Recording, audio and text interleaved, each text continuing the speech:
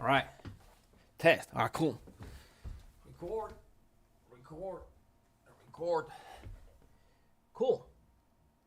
All right, is this live? Yes. Perfect. Let's do this. So here, let me get this out of the way so you can kind of like monitor it here, and boom.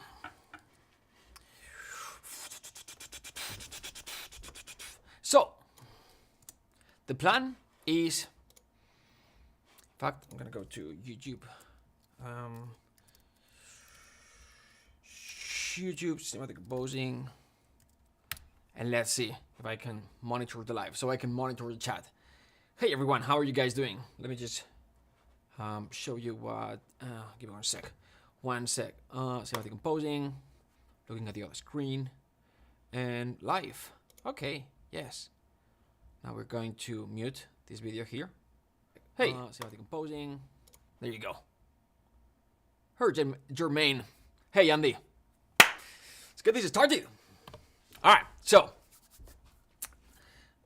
I'm working on a movie next month. It's gonna be 50 minutes of music. It starts on the 16th, ends on the 9th of the next month, meaning less than 30 days. And I like my template. I love it. You know, I've been using this for 12 years. I'm gonna get rid of the entire thing now, and I'm gonna build a new one. I think I can make it a little bit more efficient. I want it to be, you know, I want to lower the latency. I want it to be a little bit faster, and I just want. Let me see. 1 second here. I took some notes. Passcode. Show. 1 second. Ah, there you go. Cool. I want it faster. I want it lighter. I want 32 gigs of RAM and 0 seconds, as little as possible latency. So let's get things started. So this is the guy. Hopefully, let me know. Test. Can you hear? Can you hear everything? Hopefully you can. All right. Yes, you should be able to. Let's get started. So, I'm gonna build this template with the kind of like a disabled track thing, right? If I mess up, like, I'm gonna spend a day building this. It's 400 tracks. Let me see. So 800 or so, but it's because, let's show all tracks. What's going on?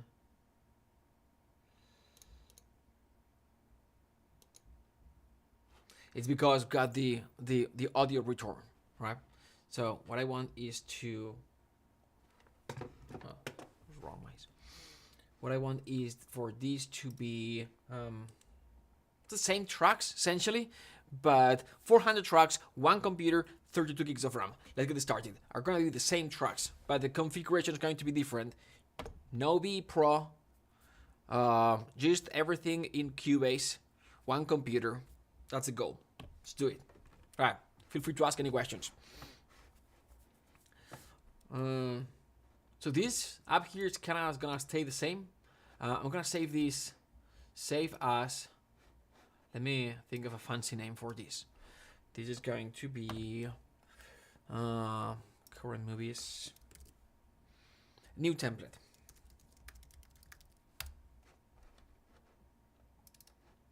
So yes, the name of this is going to be new template. Hope it makes sense. Saving. Doesn't.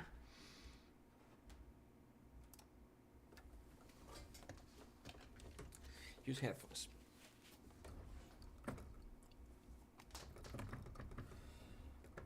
No sound. Why? Because it crashed earlier? Or because they didn't select the right track? All right.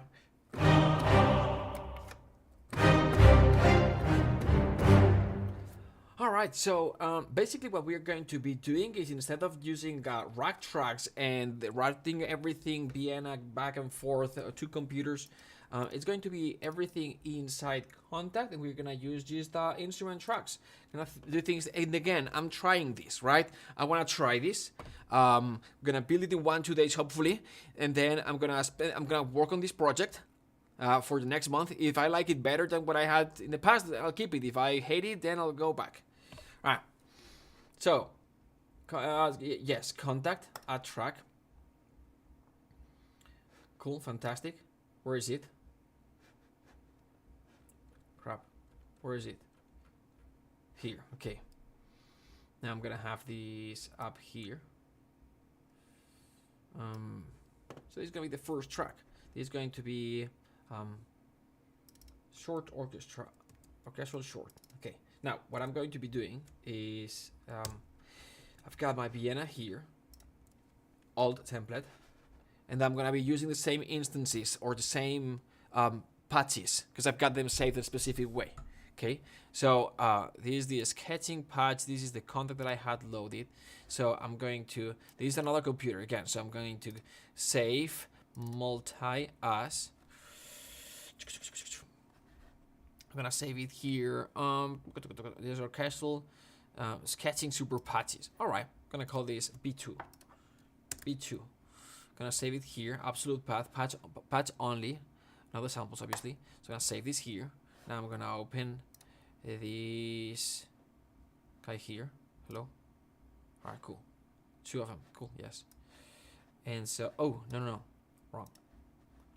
I'm going to go back to Cubase, and this back to the main computer. So I'm gonna open this guy here. What I'm gonna do is I'm gonna go to the network computer.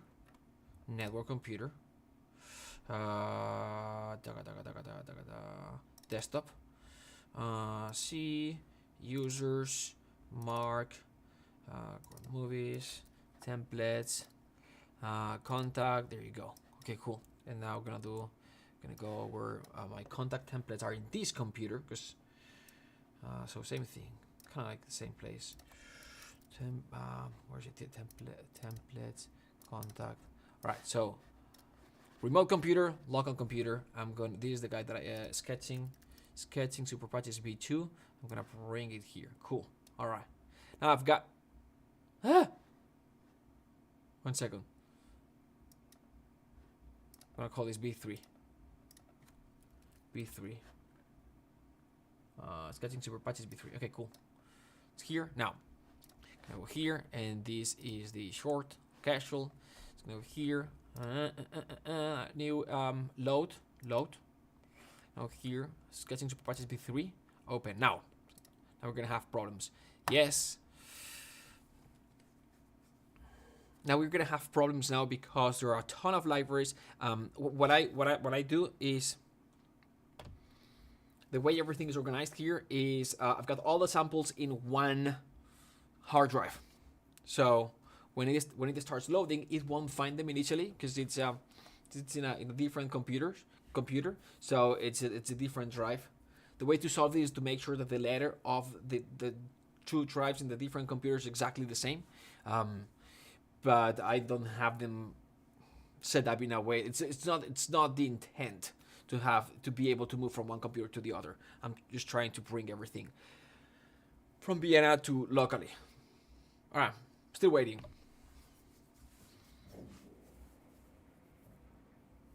We'll see.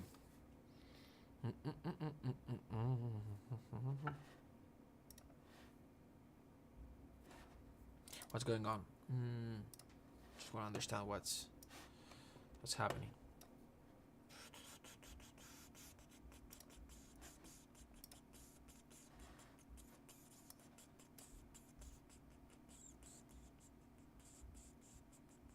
Hopefully it didn't crash. Now, let me see. Disk network. There you go. So browse folder, and then we're gonna go to the samples. So this PC. samples. It's gonna take a little bit the first time. The second time is gonna be faster. So 7 terabyte. This is the drive. Boom. Okay. Do your thing. It's gonna take a little bit to scan the whole thing, but the next time is gonna be faster.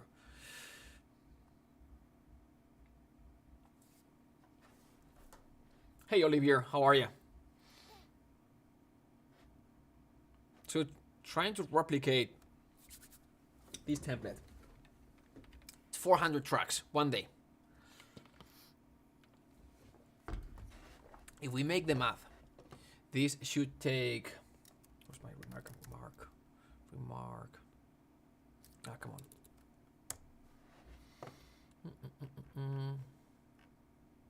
QRS, remarkable.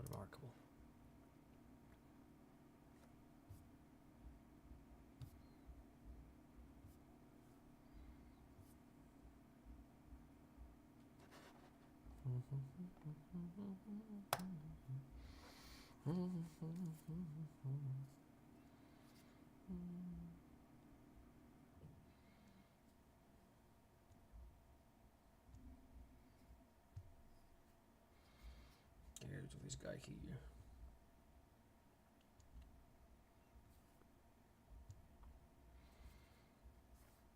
So 400 tracks. It's 2 p.m. 2 p.m. My kid's gonna be here at 4:30 p.m. So I've got, let's say, three hours max. 3 hours. 180 minutes. Kind of like 180 minutes. 400 tracks. So kind of like 2 tracks per minute. This is how fast we have to move. How are you doing, Cubase? Still loading.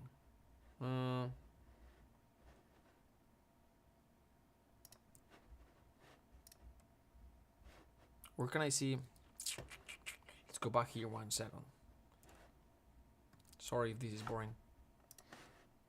It'll move faster later on, but I had to do this. Task manager. One more time. Boom, boom. Disk.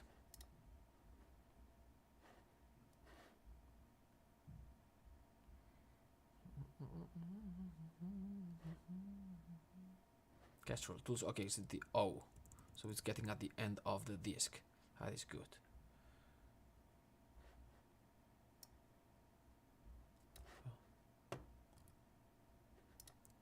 Yeah, you go. Still. Okay. Oh, orchestral tools. Come on.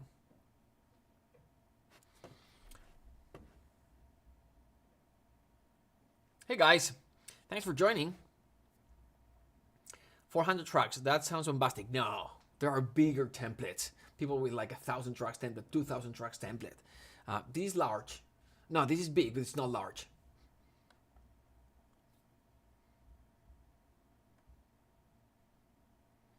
Funny that you do this video, Jim Nim. Funny that you do this video. I am in analysis paralysis with creating my own template. Can't decide which libraries to use. So frustrating. Nah. You don't need to use all the libraries. In fact, don't create a template. That's my recommendation. Don't create a template. Start working on a project and see the things that you need. If it depends on the experience that you've got in the projects that you've done and the projects that you are doing at the moment. But my recommendation would be don't create a template. Don't kind of like if you're trying to decide what libraries to use. That's basically a hypothesis. That's what's, and so you're gonna try to think what's the best way to do it. And so, but then the truth is like, it's that once you try, like once you are working on a project or composing something, then is when you're going to know what you need, what you truly need. It's like trying to compose like this. If you're like, let's say, I'm trying to compose like this, right? And I'm like, then you kind of like try to write all these things, right? Come on, come on. Where's my? There you go. You try to write all these things, and then trying to sing in your head. Um, but then when you try to perform this, your muscle memory, your hands will do part of the composing as well, and so it'll suggest things that you didn't think about. This is a metaphor. A metaphor. That's so the same thing here. If you are trying to create a template and trying to decide what libraries you need, it's just a hypothesis. I prefer starting with zero, with nothing. Like if you don't have a template, what I'm doing now is not creating a template. I'm rebuilding my template and I'm changing the concept. I'm using the same tracks, but the concept is different. The way the routing, right? Instead of using two computers, I'm going to use just one computer. Instead of using VEPro, I'm gonna use everything in Cubase. Instead of using rack tracks, I'm gonna use instrument tracks. So it's the architecture is completely different. That's the only thing that I'm changing. This template started with 16 tracks 12 years ago. It's been evolving. It's grown, and then it's decreased. It's grown again sometimes, right? And it is what it is based on what I need now, the type of projects that I'm working on at the moment. So my recommendation is like, don't create any template. There we go. Haha, loaded. All right, cool. So now here, the only thing that I need is this first group of tracks. I don't need any of these, so I'm gonna get rid of these guys here. No. What have I done? Let me load this again. No problem. Load. V3. Yes, replace everything. Should be easy. Relatively easy.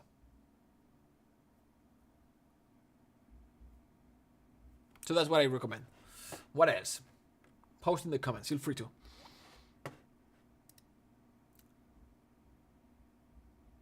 Well, in fact, what I'll do is these pads that contact that I'm trying to load here is this guy, and it has 1, 2, 3, 4 pages,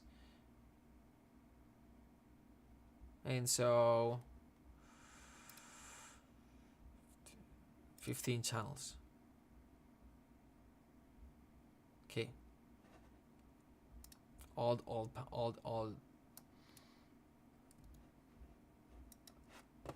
Let's go back here. No, I'm still loading.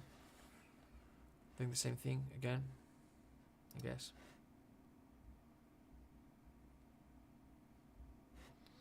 Cool.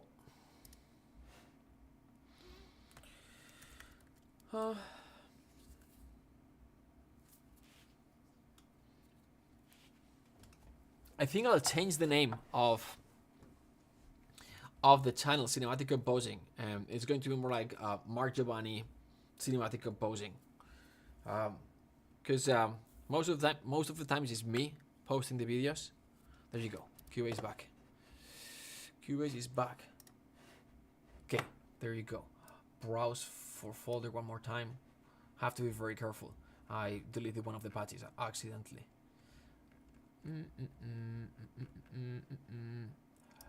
This PC samples. Boom. I promise I'll move faster. There you go. See? Everything's loaded on RAM now, so should find them faster. Come on.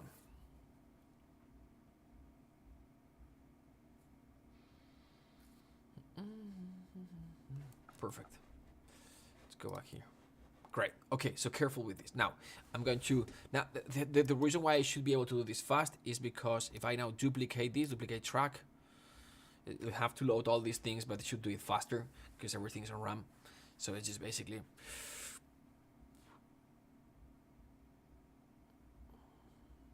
So you should see... We should see the RAM going up. Where is it? Here, memory.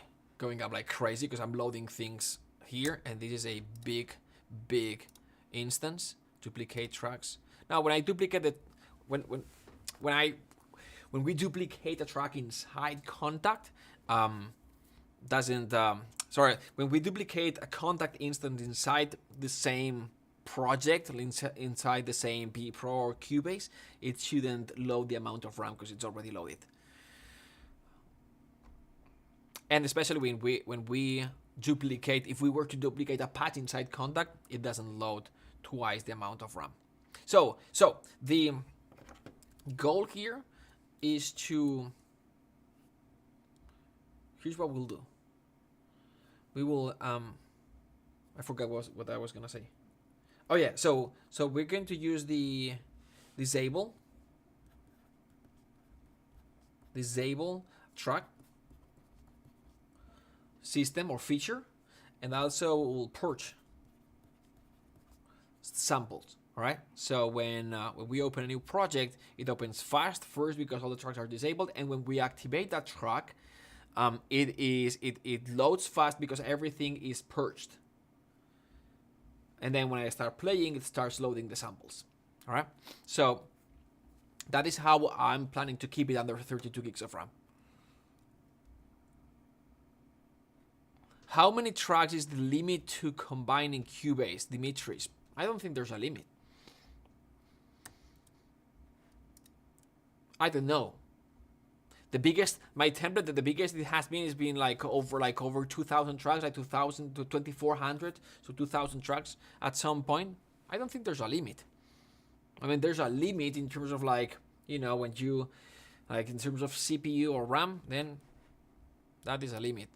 Duplicate one more time. So 15 of these. Okay, if I select 3, can I duplicate 3 of them? I think that'd be crazy. Let's try.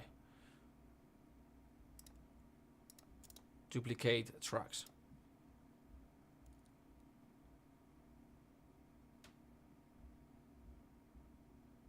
Oh yeah.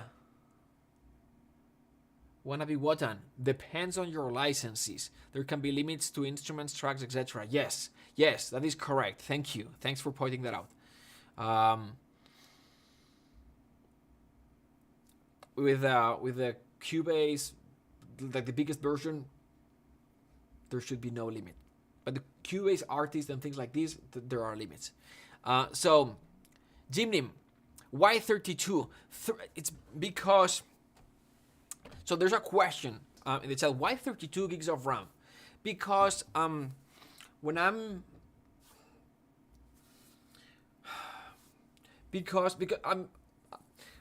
a composer, right? And I do movies. And generally, everything grows with time. Everything grows generally, right? We tend to make things more complex. We tend to add, and then when we add things, when things grow, also entropy, it's kind of like a natural law where it comes to these organized things, right?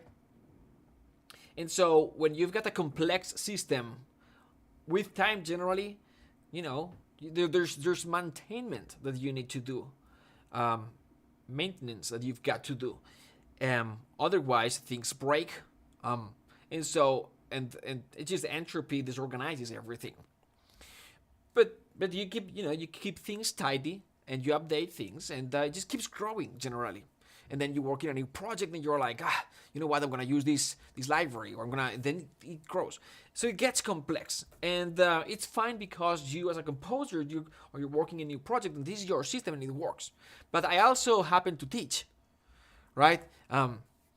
With cinematic composing, and especially now I'm working with a group of 20 composers in a program that's called Momentum, link in description, where I'm teaching from zero, from nothing, right, to almost work to finding a movie and working on a movie, or to from zero to being able to compose music in so many different styles, right? The first month you start working with me, and then in month 2 you are working with Javier Navarrete, composing for Pan Labyrinths, and then in month 3, you're working with Chris Young, composer for Spider-Man, right? And at that point, you need to be able to compose music fast and to be able to compose orchestral music.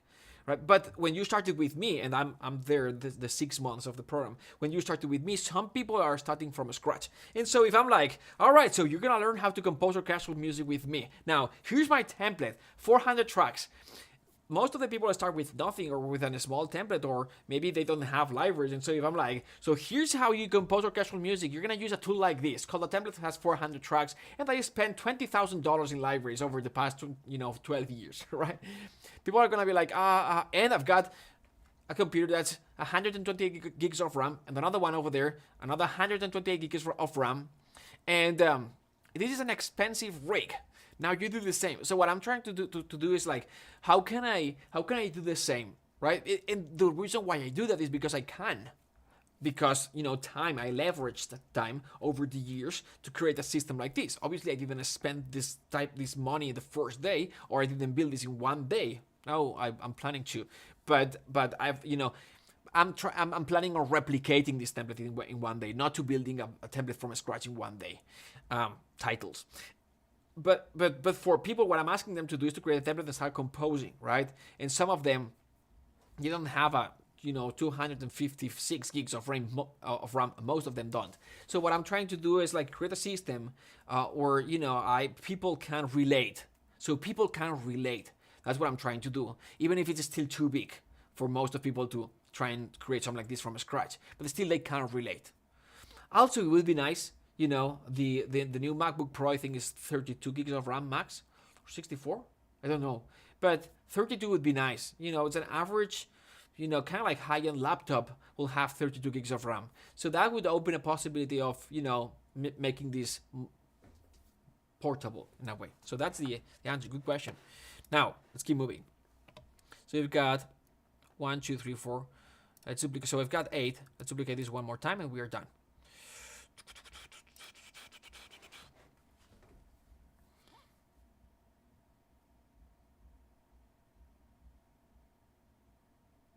Okay, 64 gigs max on MacBook Pro. Let's make it 64 then. All right, let's try and keep it under 32. Be nice. That'd be nice.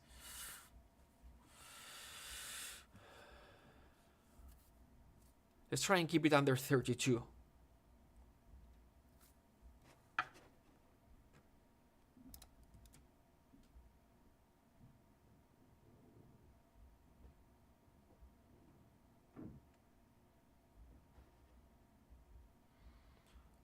Loading.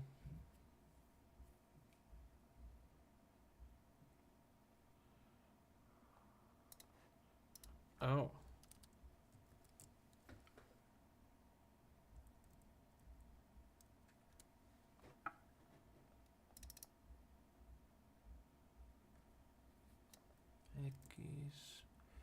Alright.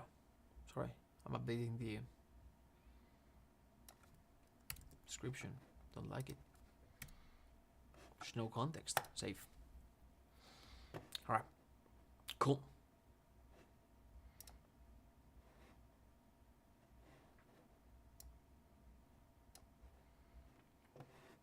Alright, done. Let's go. So the first one is going to be orchestral short and then long orchestral. So copy. Now is where things will speed up, hopefully. Long apocalypse perk. Then duplicate, epic booms, choir, piano, duplicates later on, epic horn, epic trumpet, polylegatos, staccato. You'll get a chance to see some of these libraries now. Basso, timpani, woodwinds. Oof, I'm so looking forward for this. Stingers. Cool. Now, don't mess up. Well, I have a few extra tracks, but all right. So this is the first page where everything is. If you see, everything is routed to one, and it's how it's supposed to be. Now, I'm gonna start deleting from the end. So this is page 4. So if I, hopefully it won't take me to page 1. Yes, it does, so careful. So I'm gonna start deleting from here. Back to page 1. Whew, that's why I, clicked save changes to instrument. No. Page 1.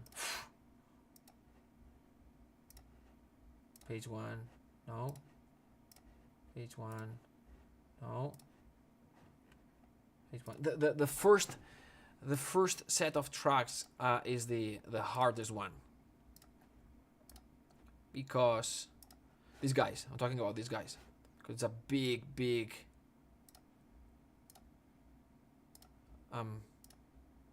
instance where I've got 16 or not 15 but like 8 or 9, but inside, but this is the first one. See, this basically what we've got here is, well, let me finish this up.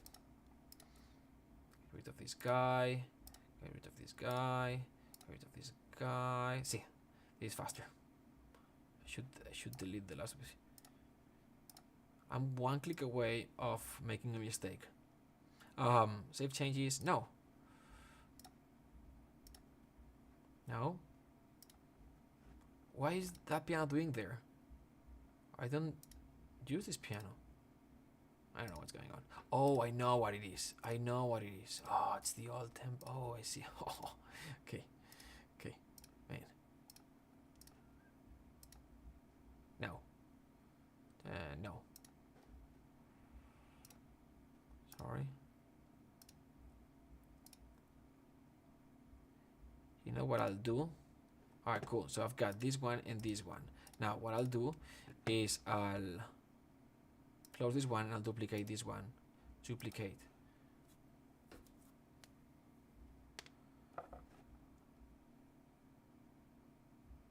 Perfect. Now I'm gonna get rid of this one, remove selected tracks, and now I just have this long, yes you go, long orchestral.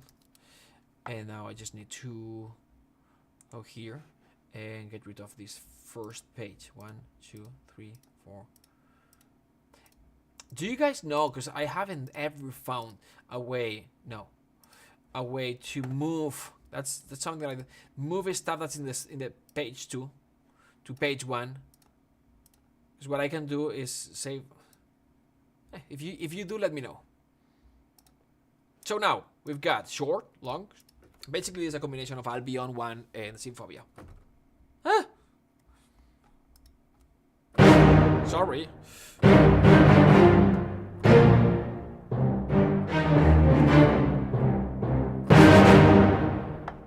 I don't quite like this. There we go. I was hitting the limiter. Sorry. I'm gonna make these. I'm putting this guy here. And so all these guys are going to go down to minus what? Let's go minus 10. Cool. F3. Ah, sorry. Just you.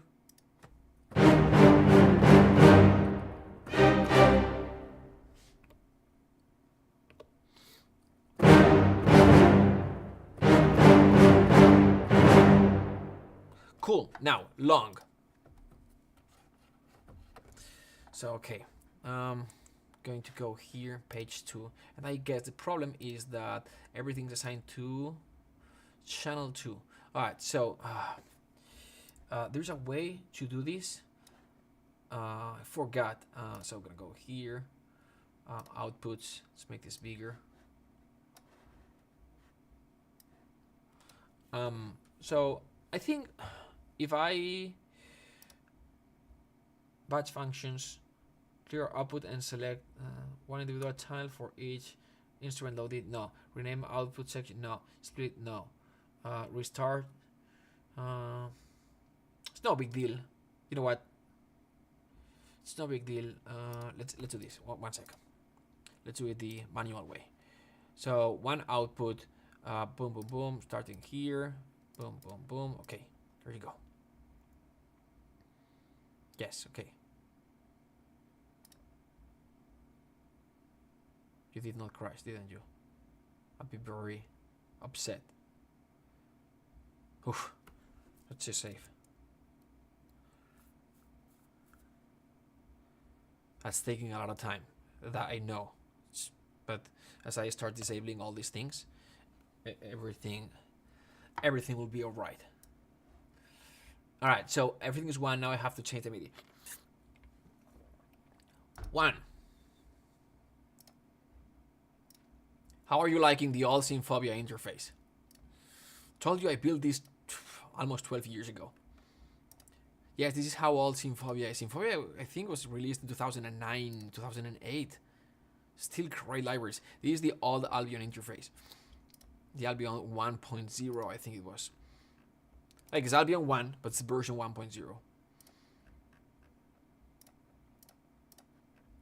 I have the new one, but there are some old patches that they got rid of, even in the legacy patches that they offer. So that is why sometimes I keep the kind of like the. So whenever I update a library, I keep the old patches saved. Sometimes it's rare, but sometimes they get rid of stuff that was useful. What is this? No, this should not be here. This should not be here. This is Apocalypse, right? Requiem is for Apocalypse Choir. Okay, cool. So I have to get rid of this guy.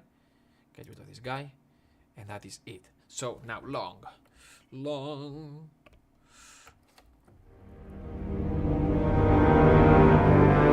Choir.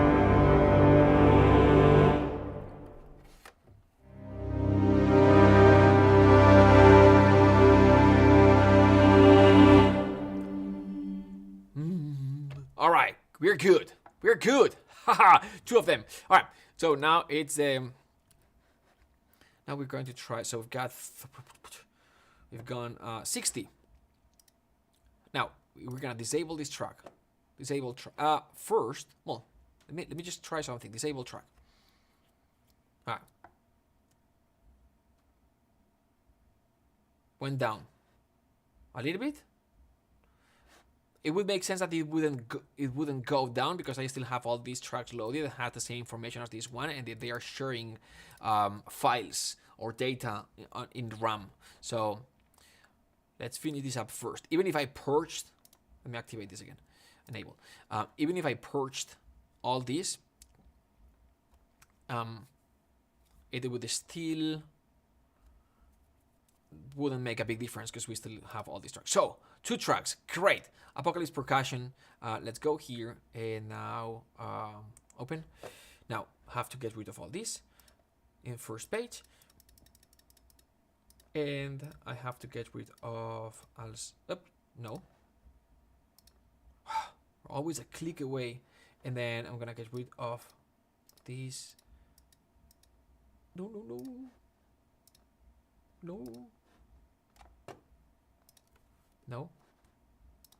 No.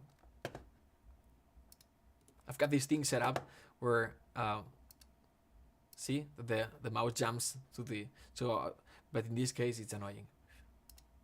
No, sorry, doing the wrong thing. No.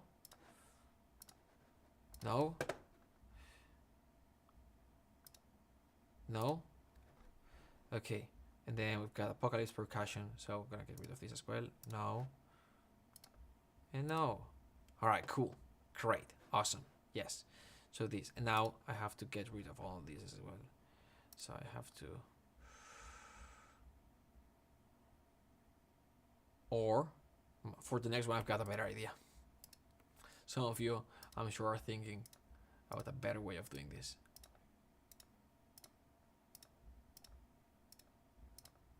I'll look at the chat in a second. I'll look at the chat now. 1 second. Loading it.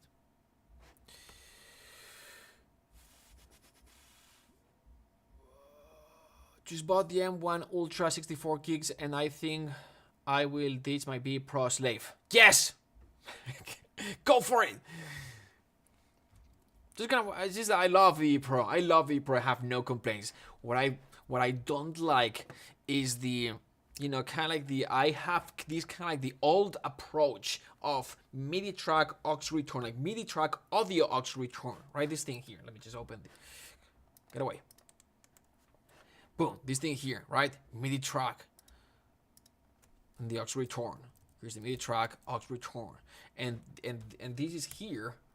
Inside is a series of rack tracks where I've got groups of 16 tracks that are grouped together, and you can't move things around as simple and easily as when you have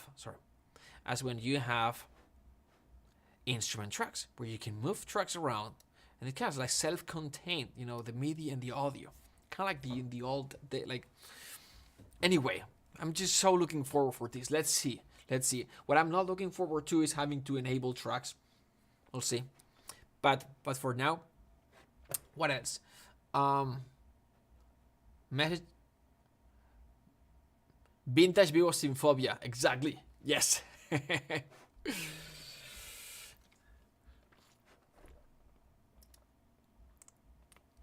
All right. See, I could move this, but for now, it'll do. So Apocalypse. And I have to change. So 1, 1, 1, 1. So everything is 1 now. The reason why I'm keeping the old patch is because, you know, that's where the magic is. Okay, cool.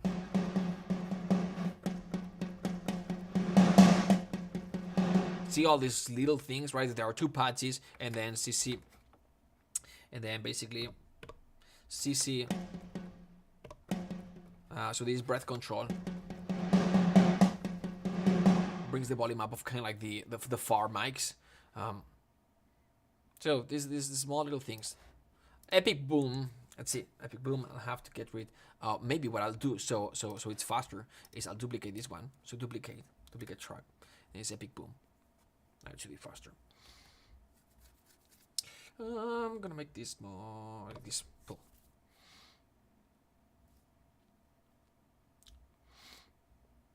Alright, do this. So Epic Boom, copy, paste, delete, remove, shift, delete. For next time. Epic Boom. Now I don't have to get rid of all this. Just need to get rid of. Okay, Tenman Taiko, Epic Boom, Requiem. Where is it? I think it's 4. All. So this one is 1.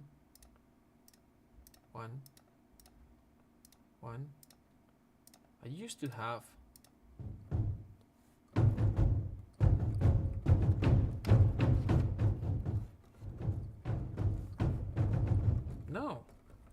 No, this is not the. Let me see. No, this is not. Load. Let me see. Cutting patch is the original one. Let me see. 2018. V2. Replace, yes.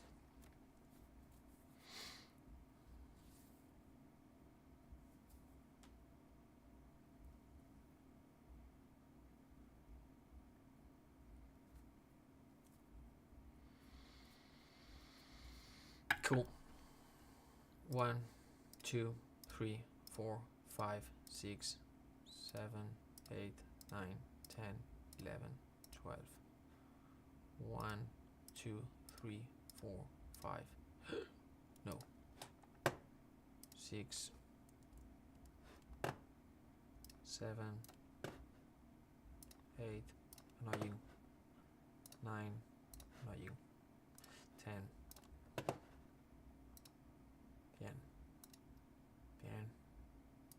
Bien.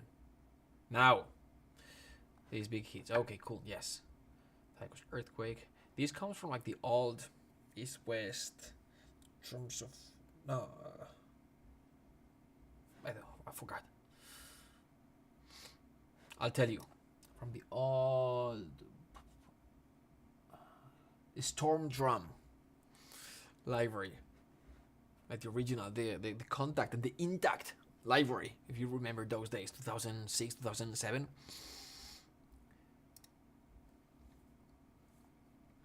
And now I'm gonna get rid of, so this guy is gonna, no. Okay, cool. No.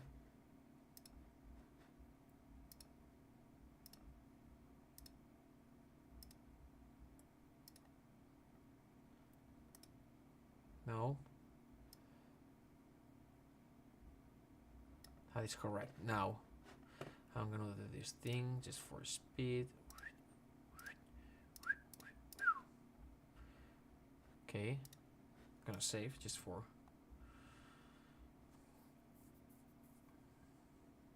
This, I know that this takes a lot of time, but when I disable everything, should be faster. Cool. Now, and the last thing that I need to do is one everything.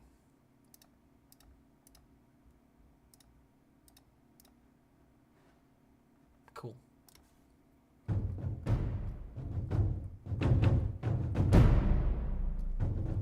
And then what is going on? Ah, there you go. Yes.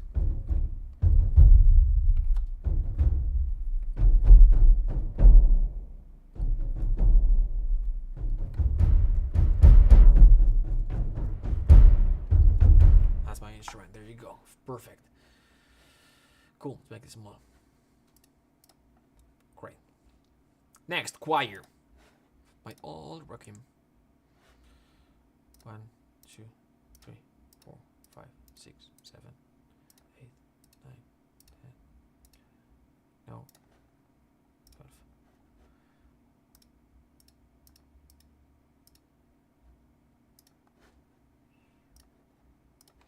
I think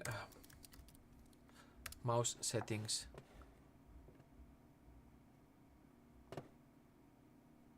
There was a setting, I forgot the setting. I configured this. Mouse, select your primary button. Roll the mouse, multiply. No, this was additional mouse options. There you go. Yes. This was here. Buttons, turn, buttons, printers. Hide pointer, show location pointer when press. Wheels, slow, automatically move pointer to the default button in dialog. Boom. This apply.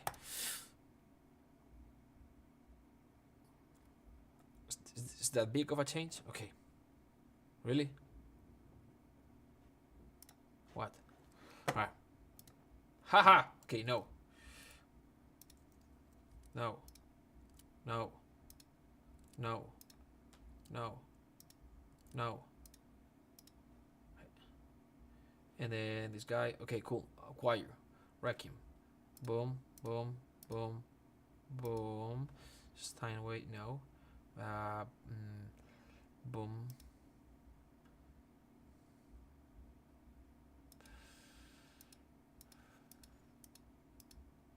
No. No. Oof. Careful here. Forgot about this. So I'll save this one and then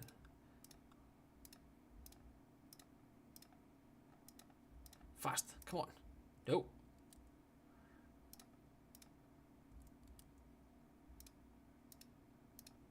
No. Come the fuck on. Ma. Duplicate.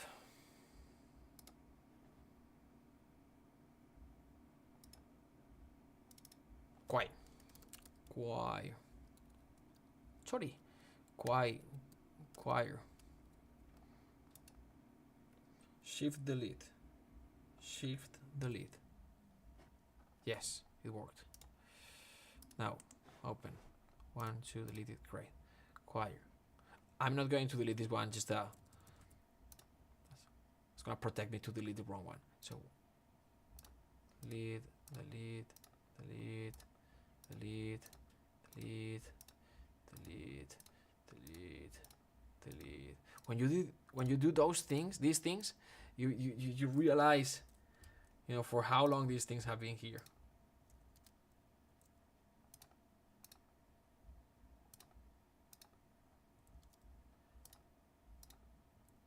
Ah, cool. Now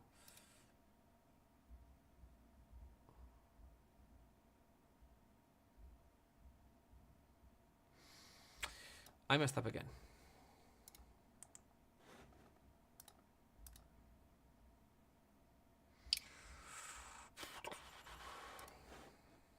I apologize. Delete. It's gonna take me a long time to do this if I keep making mistakes. Duplicate track.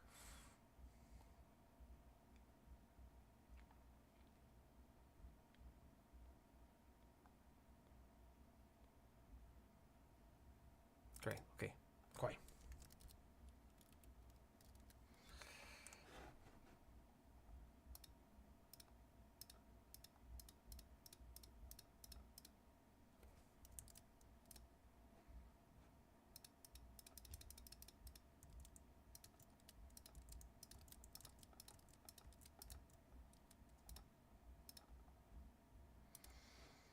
Wrecking here, okay. I'll delete this one last.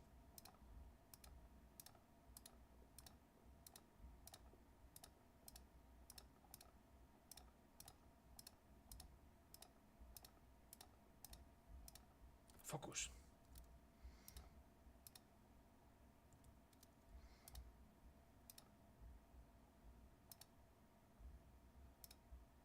Still good?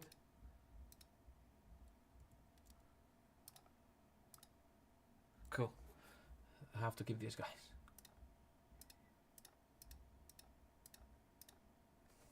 Fuck this. Come on. Big hits. Cool. Great. Okay. And now let's one this.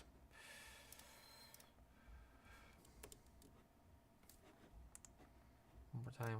Boom. Boom. Boom. Boom. Boom. Boom. Okay. One. One. Cool.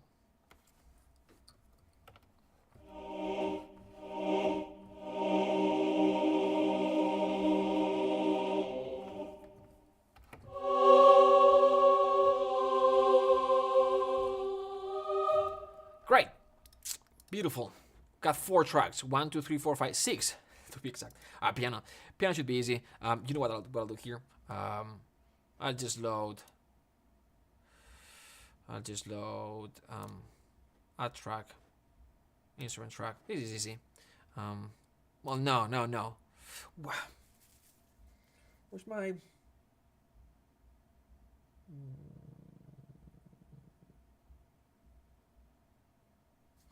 I've got an idea. Let's see. Let me go. No, just a track, audio track, stereo, master, boom, boom, boom. Yes, okay. Okay, a track.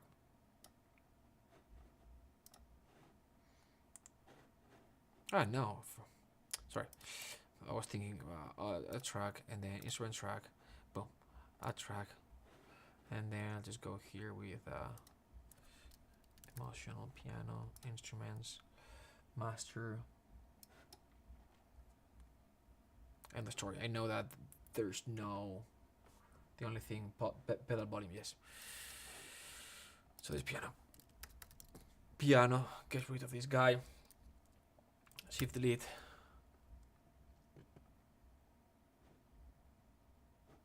Right, piano's gonna go here, choir, epic horns, polylegato, Boom, boom, boom, boom, boom, boom, boom, boom, boom, boom, boom, boom, boom, boom, boom, boom, boom. No, boom. Boom.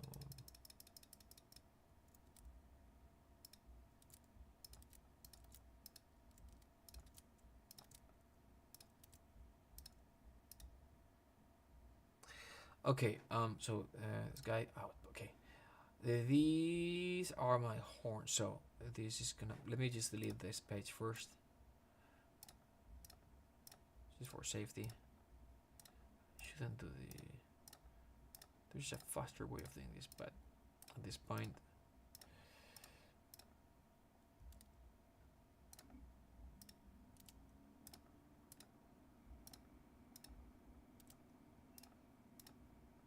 cool. Now, 1, 2, 3, 4, 5, and 6. 6. Okay. Trumpets. Gonna keep this one. And I'm gonna duplicate this. Duplicate tracks. Boom. Copy name. Delete track. Paste. Now, close. Open trumpets. Page 3. Delete. Delete. Delete. Delete. Delete. Delete. No. No. Cancel. In fact, tuning fix. Okay, cool. High long. Let me remember if I'm doing this correctly. 8, 8. Yes. Now I'm gonna open this. Page 3. Open. 7. 7 ends. Yeah, so 1, 2, 3. Perfect. That is perfect. Okay, cool. Let's close everything. So for epic horns polylegato, get rid of 1, 2, 3. No. Great. Close. Epic trumpets. Gonna get rid of. Cool. That is correct. Now we're gonna make these 1. Boom, boom. Okay. Questions? It is really live? Yes, it is live. Sí, Héctor. Estamos aquí en vivo. Estamos preparando el template para la película que tenemos que empezar. Alright, cool. Preparando no. We are actually redoing the whole template. People don't trust me. Yes, it's live. It's live. See? No, you're not seeing this screen. How can I show the screen? Let me just show the screen. Screen. Oh, sorry. Center screen. Boom. It's live. All right. Back. What I was doing. Oh yeah. So everything should be 1, 1, 1, 1. Whoops.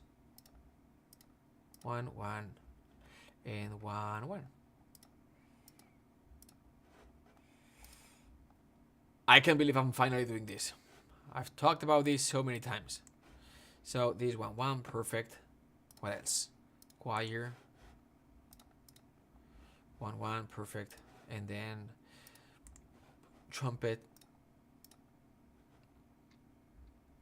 Trumpets. 1, 1. And horns as well? No. Correct. Now I'm gonna do this 1. Boom.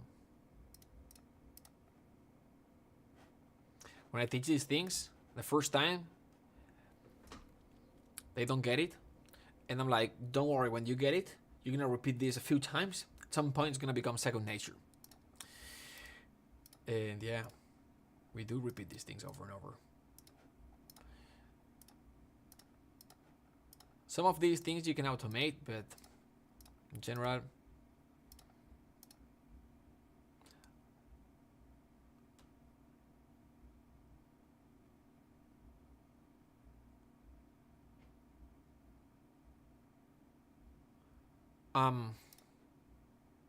what?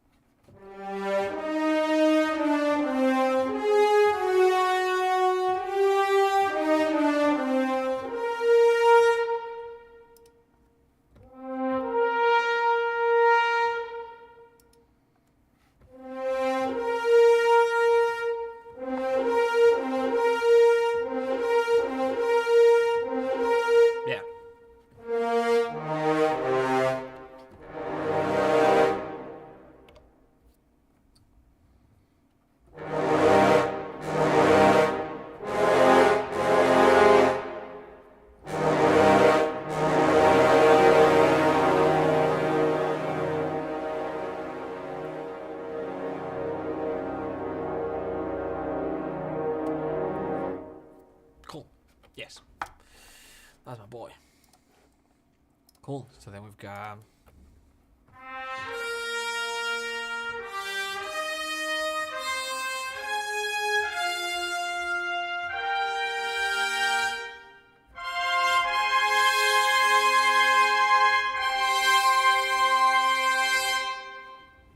Cool. Yeah, it's kind of like... timpani. I don't even know if I should keep this guy.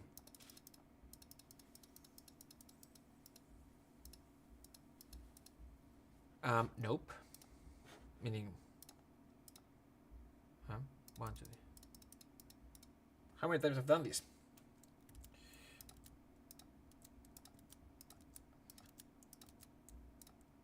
Don't ask me this over and over again. Makes no sense. I haven't made any change. Where is this? It is not here, so I can delete the entire page. How slow is the contact scroll? It's very slow.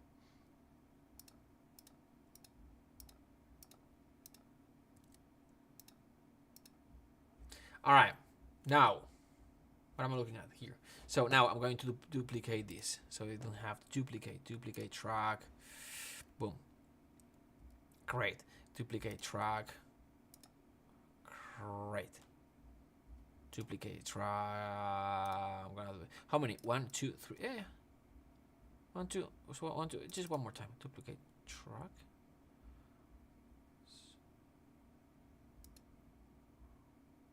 Anyway, I have to redo some of these things that I'm not very happy with, but for now it works. So these guys, yes.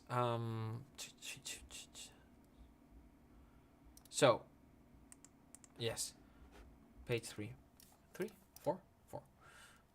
So boom, boom, 9, 9, 9, 9. So is this 3 bass drum? For what? Timpani hits, shorter release, timbasso. Oh, for the trumpets. 9. This guy is low, short, alien brass, high. Oh, I think I messed up. See, gotta be very careful. High brass, B3, trumpet solo, high brass, high short, and low short. This is for brass. Cool. Okay. Oh yeah, brass short. Okay. Yeah.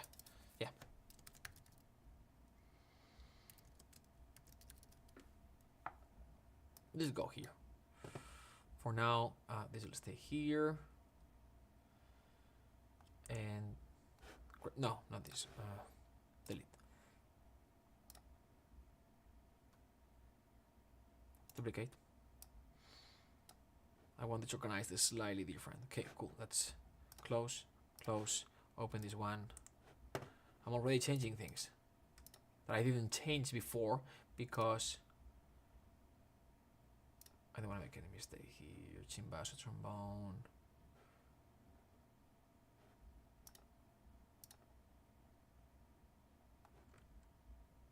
Brass. Okay, cool. 10, 10, 10, 10, 10, 10, 10. Messed up. Okay, so all these guys. Not this one. Makes sense.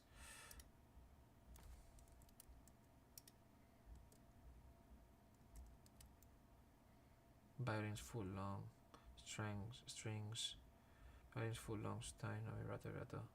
This is gonna go away. I don't need these guys. So these, and then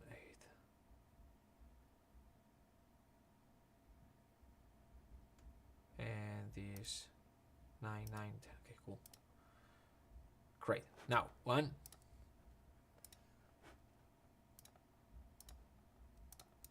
Okay.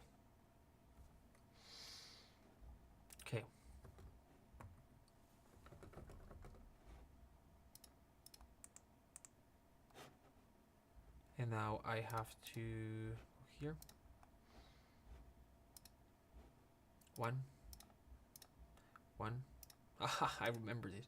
Okay, 1, 1.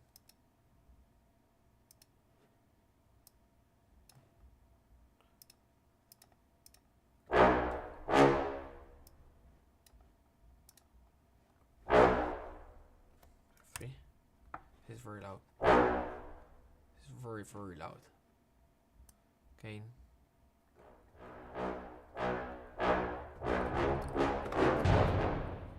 And timpani should be here. What?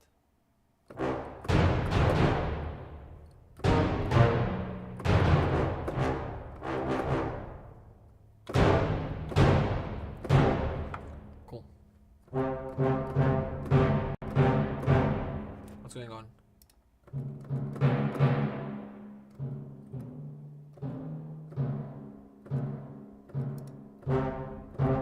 Oh, is that a semitone?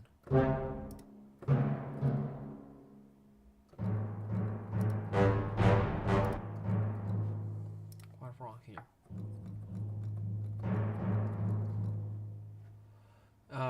Edit all, select. This should work. Let's see. There you go. Okay. That's why it's muted.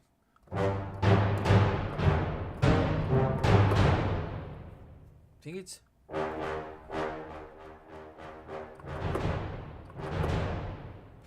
a tad too loud. So.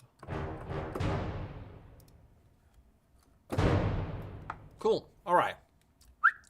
Let's go this view now. All right. So this guy is done. F3.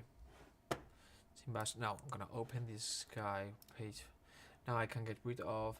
I'm gonna keep this because now we're gonna do what? We're gonna do brush. So this is gonna be brush, staccato or short, brush short. Short. It's gonna be these guys. 999. And so this starting here. Out. No, starting here.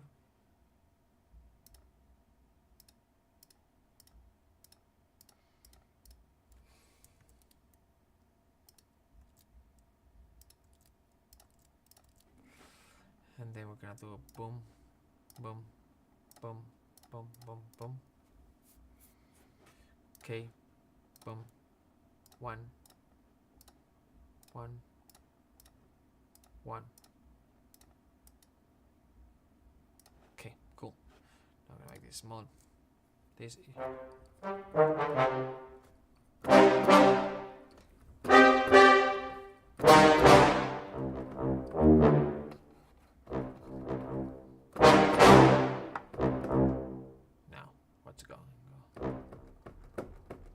What's going on here?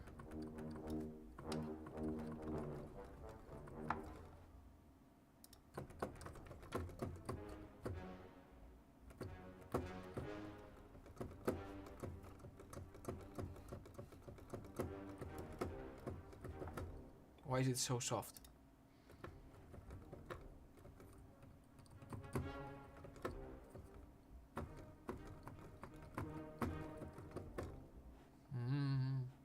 What is wrong?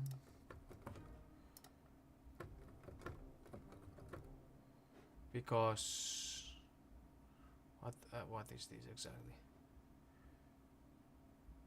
Did they have? So this is the problem here.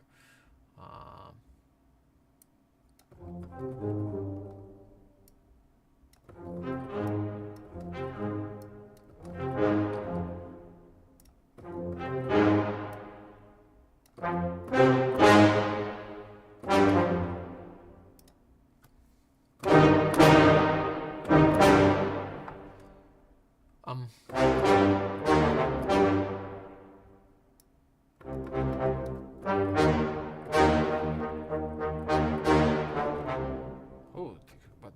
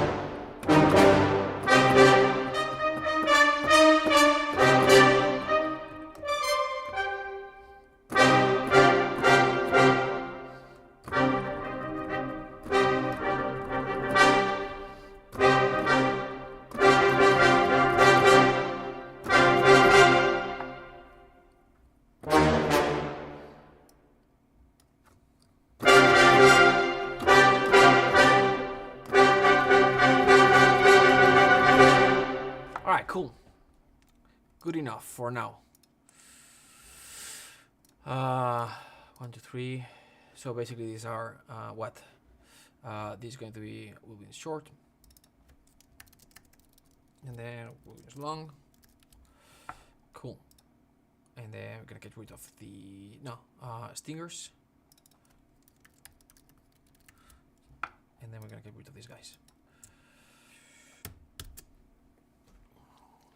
Questions?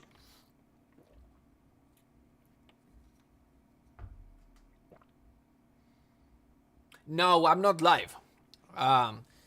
Serdar, I'm usually not live. I'm just I figured if I went live, I would do it. If I'm not going live, I'm just gonna postpone. So I hit go live and do it, and figure out a way of doing it. That's why I'm not live because I'm very committed to Momentum at the moment. This group of 20 composers, and we've got 2 classes actually, and that's where I'm putting most of the time. And then I've got my kids, and then I'm working on a movie at the moment, and my career as a composer. So at the moment, and I'm doing a YouTube video each week. So with that, but sometimes I go live. I do a pretty poor job announcing when I'm going to be live. I respect very much, and I appreciate that you are here. This live is gonna stay here. So if you can't be for the entire live, then you can watch it. You can catch it replay. Cool. So now I have to delete this. 1, 2, 3, 4. Timbasa, tuba, and boom. All right. Now we're gonna keep the short, and then gonna let the longs one go. All right. Sorry. This is for this guy, right? Yes. Great.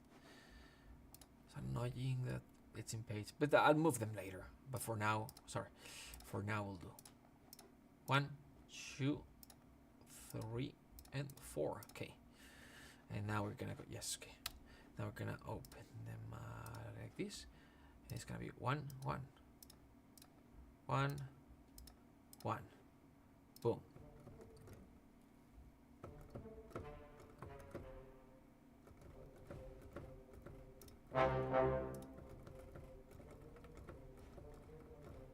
Oh, that is the reason why. Okay, so I know how to solve.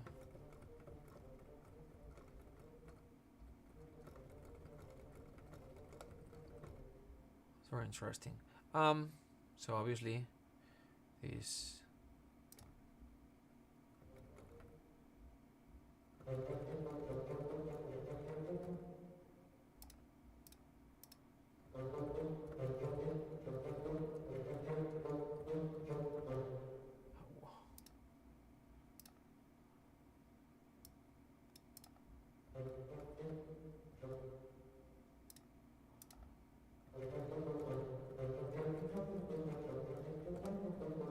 That's a very weird combination that I've got here. But hey, if I liked it.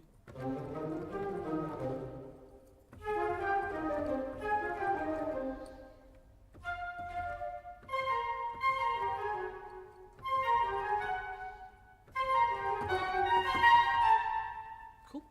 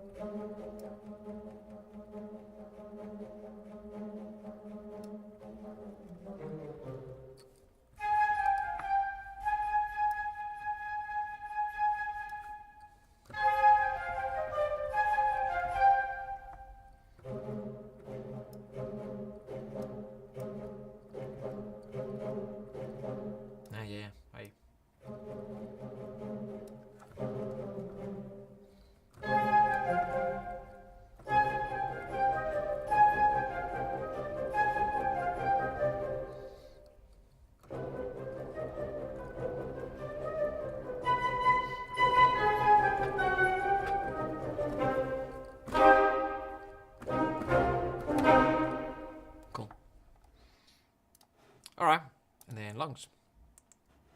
Lungs are not here, right? I'll load them later. Long. Oh yeah, I do. Okay, cool.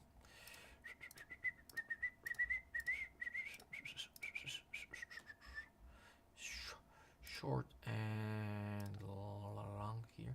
Stingers. Boom. Boom. And open. Open. Boom. Let's get rid of outputs because we don't need them now. And it's much better this way. Cool. And now it's gonna be 1 and 1. Great video, Mark. Thank you. Ken. Craig, what is the model of the Crate MIDI controller? It's the U-Control. It's the U-Control UC33 or UC33A. Sometimes I use as well. And the reason why I use it is because I like it. But what I was gonna say is that it's a used unit. They don't make it. They don't make this anymore. I've got 3 or 4 of these because when they break, then I keep them. But I buy a new one. They are old. This was, I think, they sold from like 2004 or 2005 to 2012, and then M Audio bought U-Control, and then they discontinued this particular unit. Alright, cool.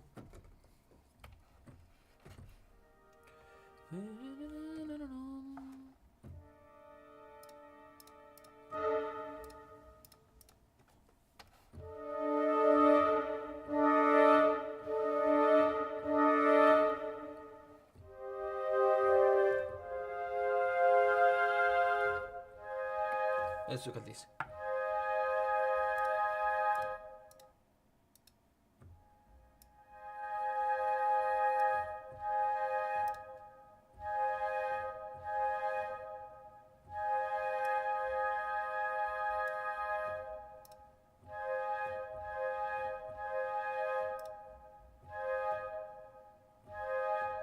Well, maybe it's right.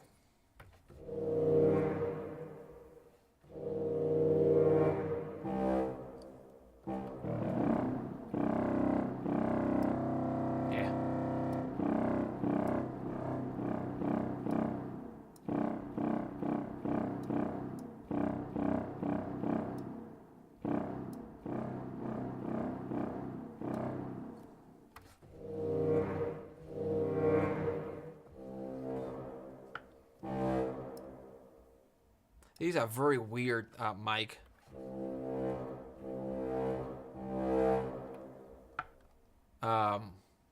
Balance. But again, this library.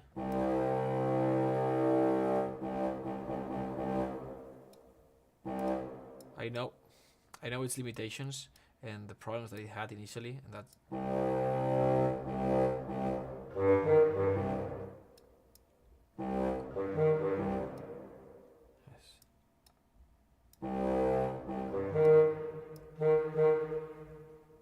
Cool.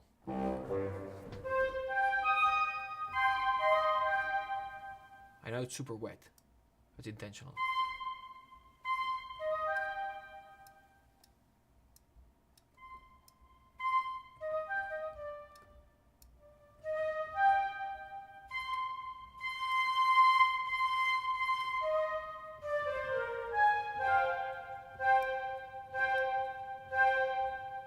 So much noise.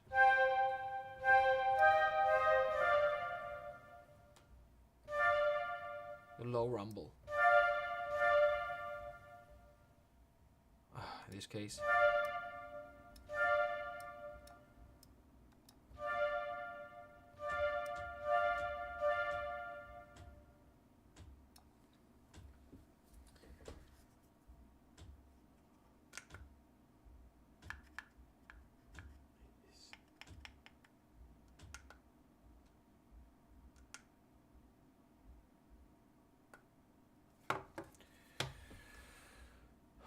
Okay.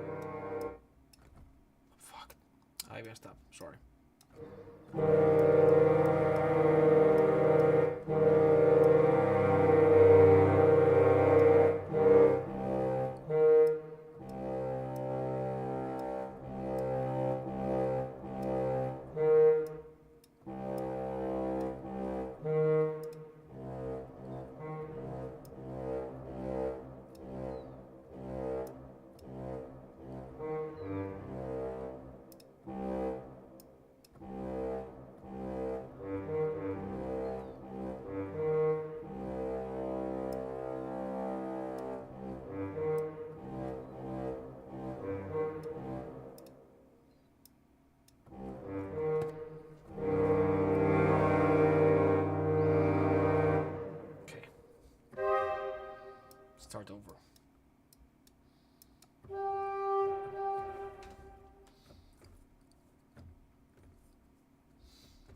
Okay.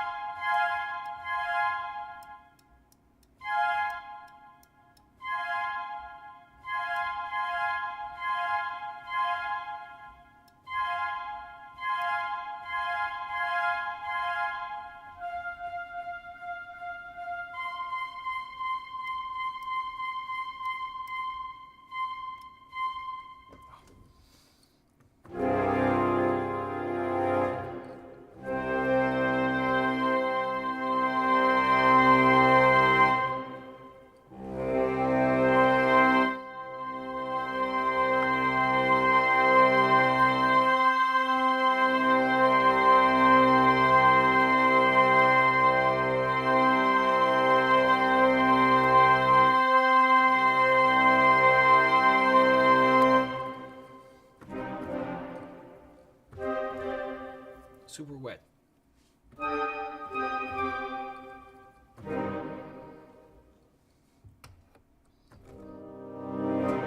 But that's okay.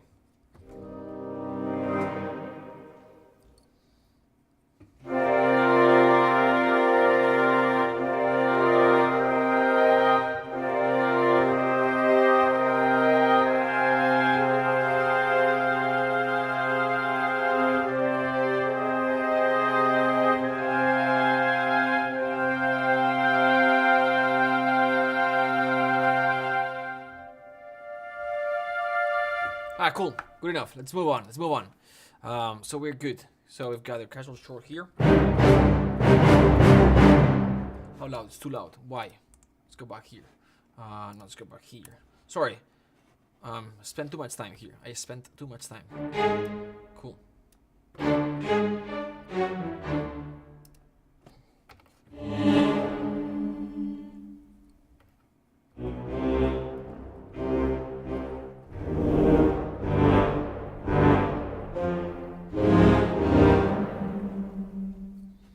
What's wrong here?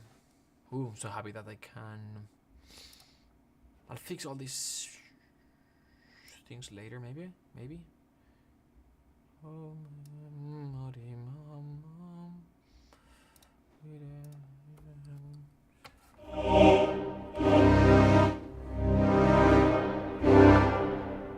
Cool.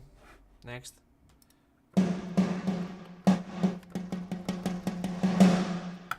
Boom.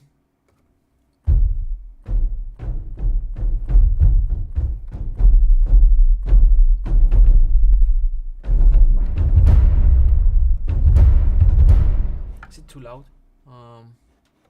Is all this too loud? Maybe -10. Let's see.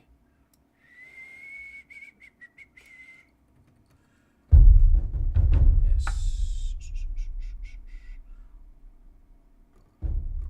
So then means that this means that I have to go at minus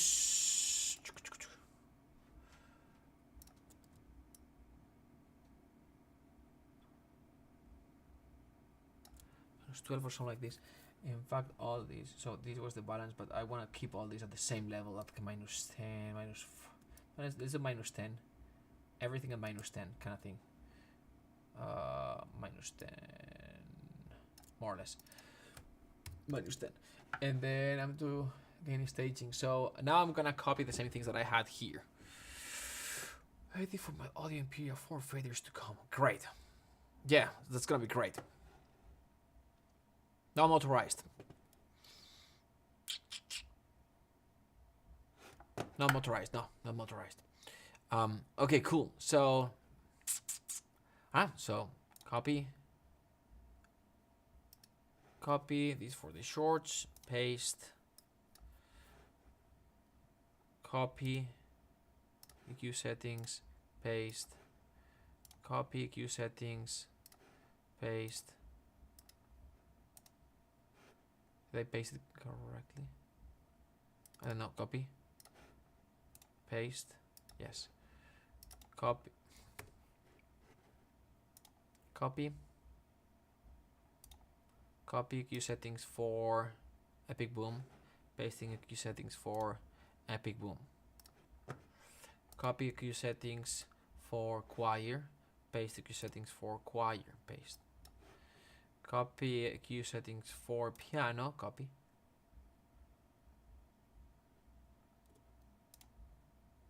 Copy EQ settings for piano, paste EQ settings for piano. Now we've got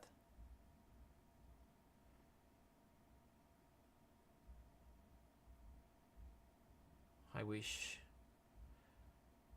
I can't copy the let me try something. Let me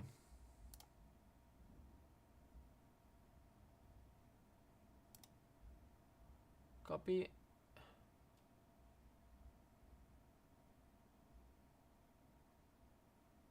That's okay.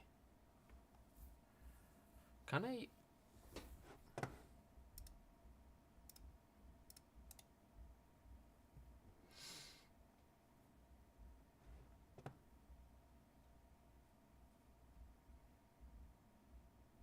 copy first selected channels setting?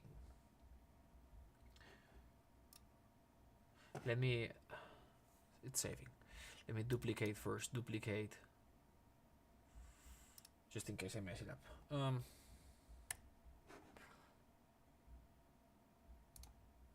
Duplicate track.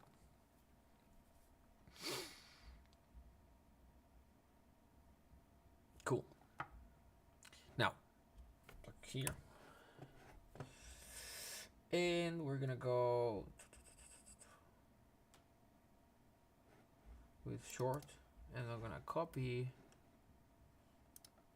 and now I'm gonna go here, short, duplicate this one, paste settings to selected channels. Great, beautiful, as well as the routing, the gain staging kind of thing, and the filter. That's much better. All right, so short orchestra, and now I'm gonna delete this one, and also the volume. But the volume, I'll have to adjust this. That's okay. I'll do this later. So 3. Which one I did? The second one, yes. So get rid of this one. Shift delete.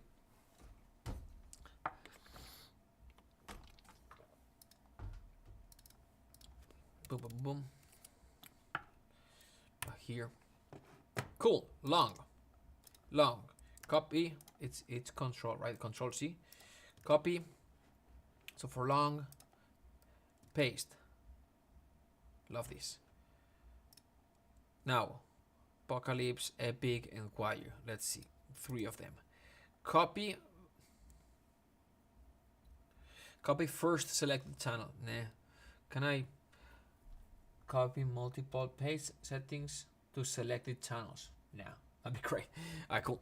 So copy Apocalypse, paste, copy Apocalypse, no, Epic Boom, paste Epic Boom, yes, copy choir, paste choir, boom, yes, copy piano, paste piano. So basically it's the routing and the EQ. Copy horns, paste horns, copy trumpet, paste trumpet. Great. Copy Epic. See how much filtering I've got here because of the low rumble. I've got all this filtering here because of all the low rumble that we were hearing because of the samples stacking, the different patches that we've got loaded in Contact for this specific sound, and the frequency stacking that's happening in the low rumble is making it more obvious. That's why I'm filtering so much. It's because it's trumpets, and usually I use them in the high register. This is specific batch, that is why. Trumpets, brass copy. Now, brass staccato is brass short here. Paste. I changed the order. Brass staccato, cimbasso, timpani is here. Cimbasso, timpani, paste. Also the routing, see how it changes? Boom. And then woodwinds staccato, copy, it's gonna go to woodwinds short. That's gonna go here to woodwinds short, perfect. And then woodwinds long, it's gonna be here, it's gonna go here. It's gonna change to woodwinds long, correct. That is perfect. Woo! Cool, all right. Now what I'm going to do is get rid of, and then stingers, let me just, what happened here? Didn't I do this one? Oh no, I didn't do this one. Okay. 1, 2, 3, 4, 5, 6, 7, 8, 9, 10, 11. So library of stingers. Let's make things a little bit more optimized with just one channel. Boom, boom. Okay. And then let's make these. Sorry, 1. Careful with this, because it's old, but I know them very well, so I'm gonna keep it. Cool. All right. Yes. Woohoo. All right. So I guess, yeah. Hi. That's the beginning of the template. Cool. I'm gonna make these. What is this? This guy? Yes. And then track folder. Where's the folder? Here. Sketching patches.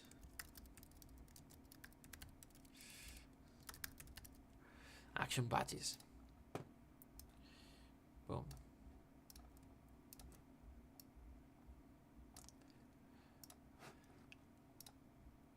All right.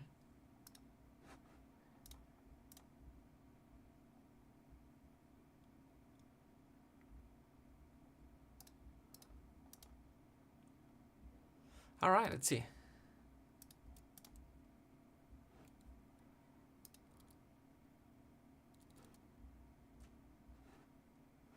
Look at this. Okay, cool. It's going down.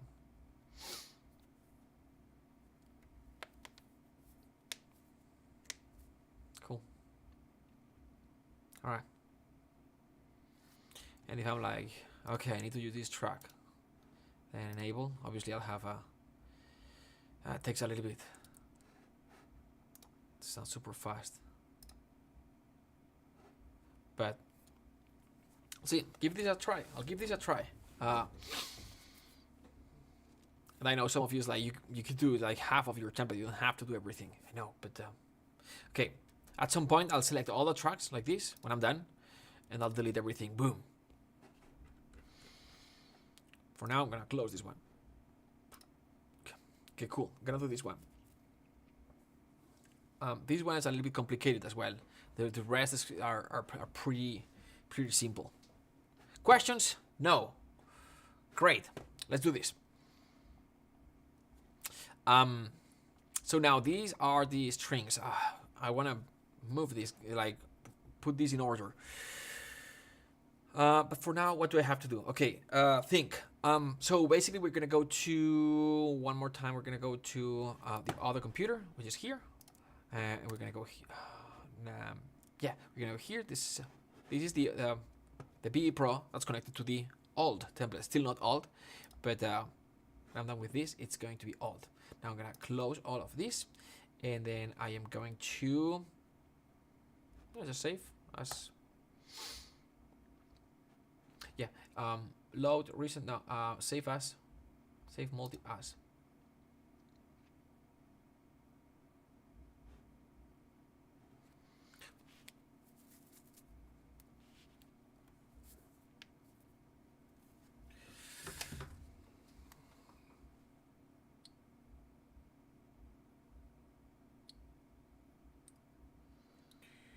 Okay.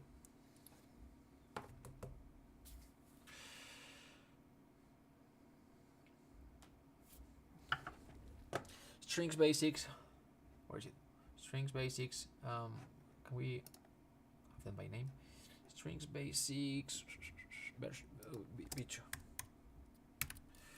Save. Cool. Now we're gonna go back to contact.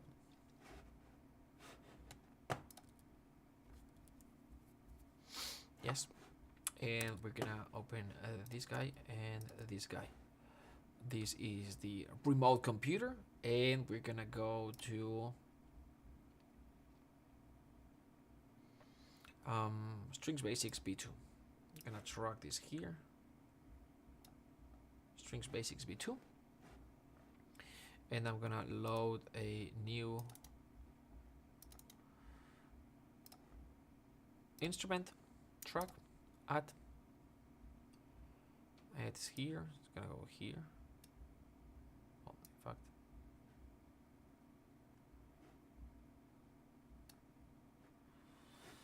And load. Strings Basics B2. No. I mean, yes. Should have said yes. That's okay.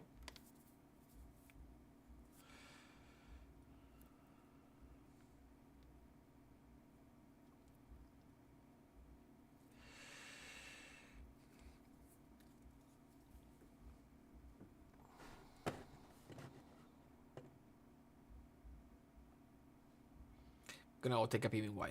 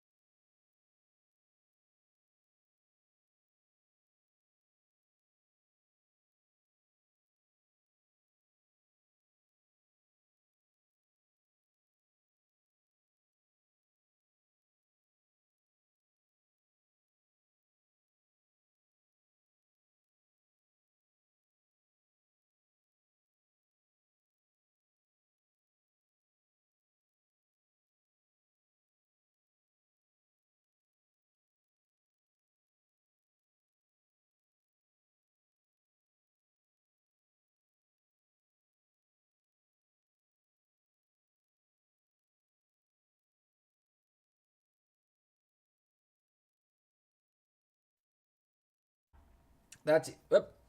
All right. I did that because we have all the samples in the same drive. And so just select the one drive and let's go. It's like search. Thank you, Kerwin, for letting me know. Abbey Road 1. Abbey Road. No, I don't have Abbey Road 1. Well, I do have one of the libraries of Abbey Road 1. So, just one camera.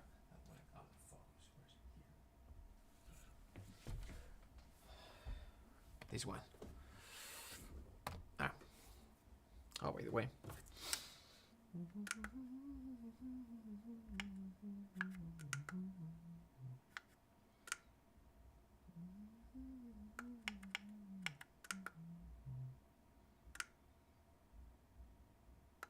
I'm going to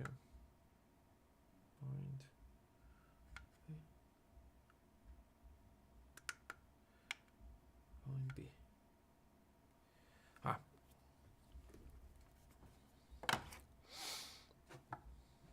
While this is loading.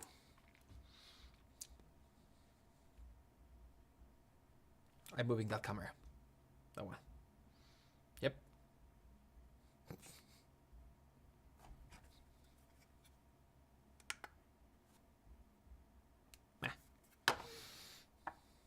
Yes, I do these things. All right, cool. So, so I'm gonna have violin staccato. I'm gonna bring this down here. I think it'll make more sense.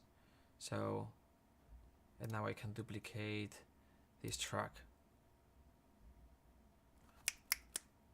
Quick. All right, let's do this.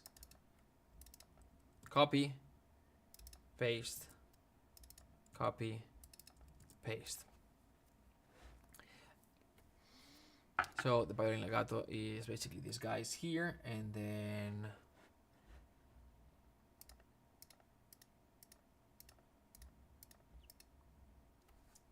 of course, course. Ah. And then what else we got here? Boom, boom. Cancel. So lucky.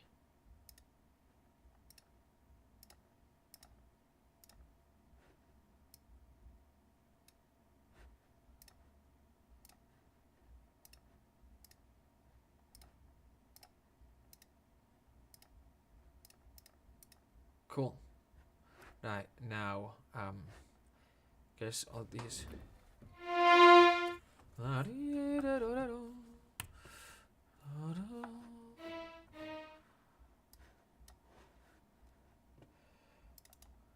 I'll do this later, I guess. Copy. Oh, so nice. That I click here, and it's everything contained in one track, the MIDI and the audio. Because in the past, this is the audio, right? I'll click here, there's nothing. This is like the audio, the track that receives the audio.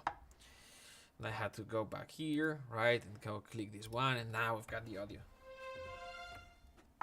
All right, I like this so far, but then when we grow these to 400 tracks, it still has to be usable. All right, and the workflow has to be fast, because right now the way this works is if I want this, I just click this track, right, and I've got it here. Now the next time I'll have to kind of like enable track.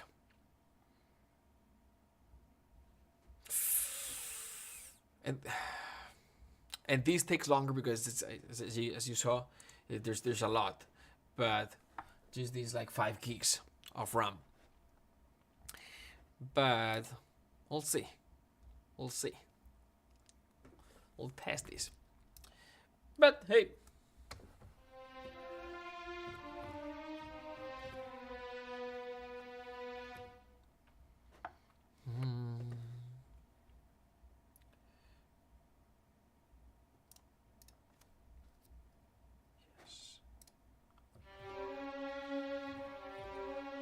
Cool. More. So this is I'll close this. So this is this one, and then we're gonna go for this one, or we're gonna delete this. No, oh sorry, yes, but we're gonna start with this. No, with this. No, with this. Yes. Boom. Careful. Careful. Tres. Cuatro. No. There's not much to explain. That's why I'm not talking too much. If there's anything that let me know. And basically this track one.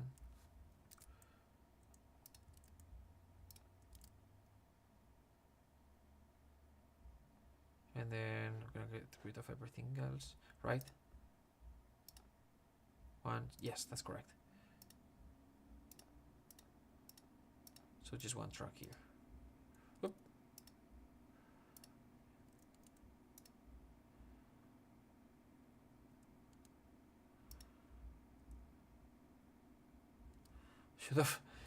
Should have duplicated it earlier.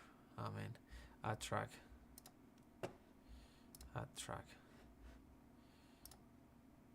Load or load recent, right?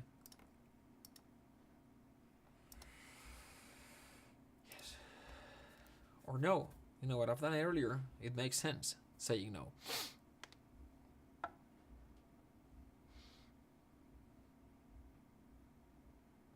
Now I have to wait. Questions? Better. Haha, great. Cool.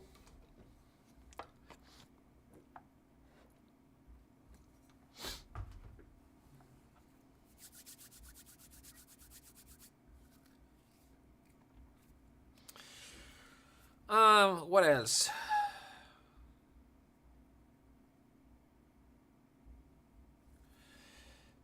Just waiting.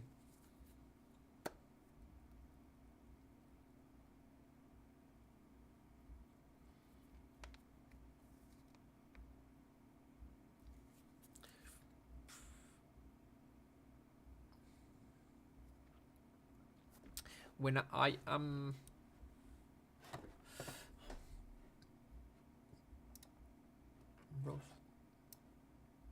You know what? Cancel. Abort loading. Let's do it better. Here, load recent one more time. And then say no. I'll wait. What else can I do while I'm waiting? I'll just wait.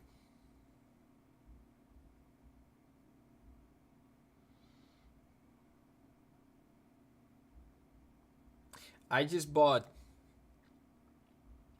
a jet ski. It's in the garage. So the way the studio is set up is I've got the, so this is this space. This was a basement. My wife and I moved to LA in 2009. Story time.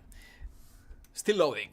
My wife and I moved to LA 2000. No, I moved to LA 2009, and because I got a scholarship to study in the USC, University of Southern California, for the film scoring master, and so I got there. I did the master, ended in 2010, and then in 2000 I stayed there till 2011, and then I went broke. I didn't have money to pay the lawyers for my O1 visa. Let me just hit browse folder. And so this PC, and then samples. Okay, search. And then so I went back to Spain. Then we worked for a while. My wife and I was teachers. I was teaching piano. See, we saved like 12,000 euros, a little bit more dollars, and we moved here in 2016 again. During that time, for like 2016 2021, we moved 5 times in 5 years. And the reason why is, when you are renting, sometimes they want you out, or sometimes we wanted to move, and so it was painful. And at some point, at the end of 2020, no, in August 2021, we bought this house. We moved a little away from LA. It's like we are like an hour away from LA, an hour 20 minutes, depends on traffic, from like La Brea or like downtown LA, LAX. So kind of like an hour and a half maybe. And so we moved away. We bought the house that we could afford, and this was the basement, and there's the garage, and so I've got this baby monitor, because when I'm composing, and listening to music, I've got the door behind me, and I don't like if someone comes in and I don't see them, so I have this in front of my main screen, my main monitor. It's a baby monitor with basically it makes sure that if there's someone, I'll see them. And now I bought the jet ski, and how can I zoom? There you go. Whoo, and I like seeing it. There it is. I don't know if you guys are into jet ski. I am not. I was when I was a kid. My dad had one, and now that I am dad, now I bought one. It's this one here. Let me see. Let's see if this focuses. Focus. Well, let me do this.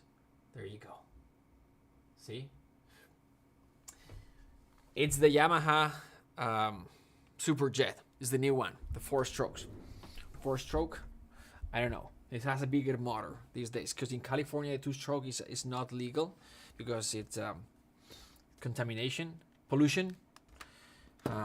So 4-stroke. It's a little bit bigger. It's a little bit heavier, but it'll do. Anyway.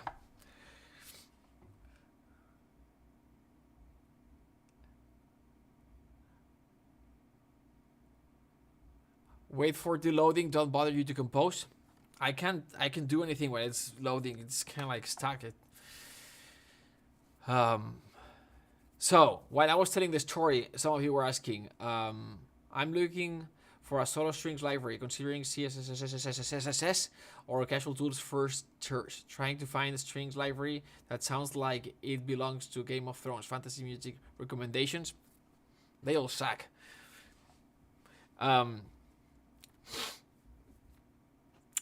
Solo strings are hard.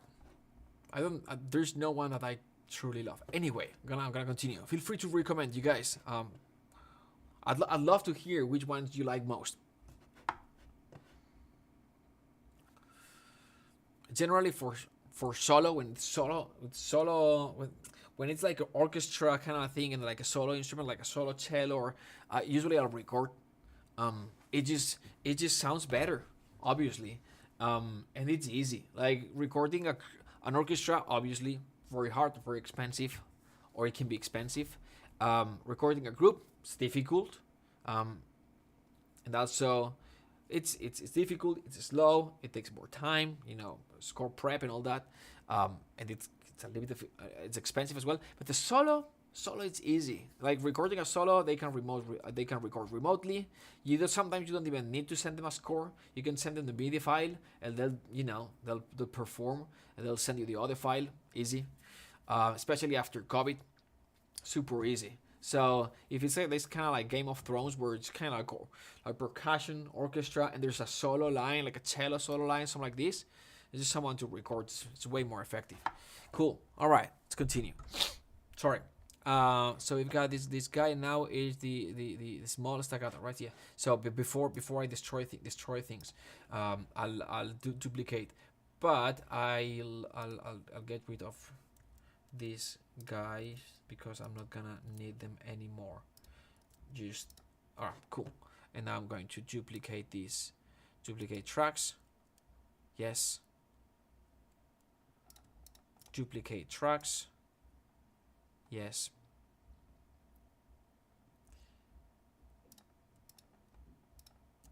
Duplicate tracks. Yes.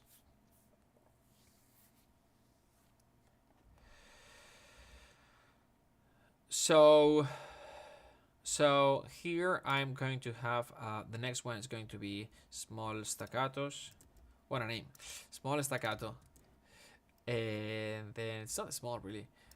Strings. This is the lower staccatos, double bass staccatos, strings, and all this. What's the warmth, sus, sas, cello legato, double bass pizzicato,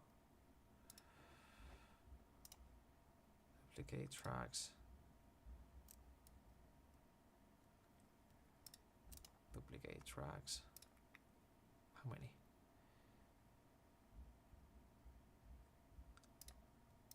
Duplicate tracks.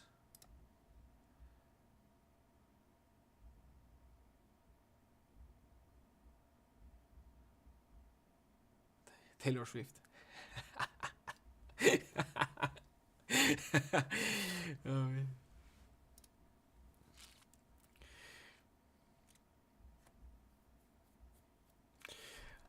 Cool. All right. So then we've got the strings.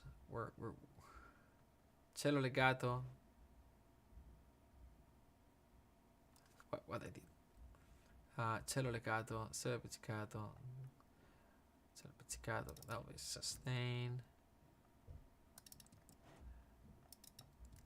C, B, C, B,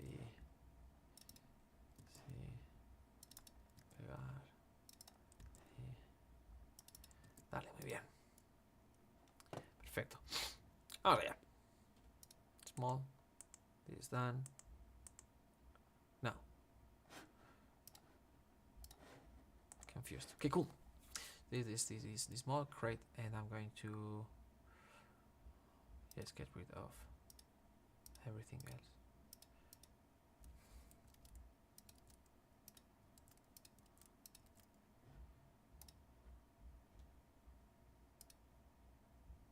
Oof, careful. Forgot. I always forget about this.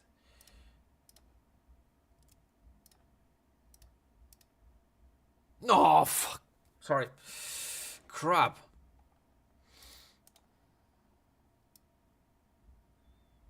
I've got an idea.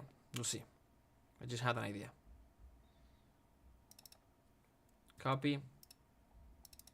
Paste. Paste. Delete. Delete.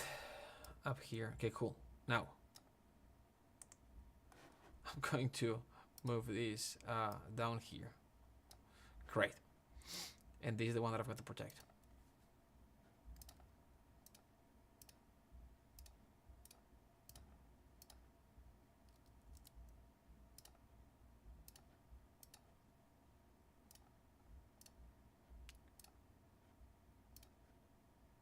Cool. Now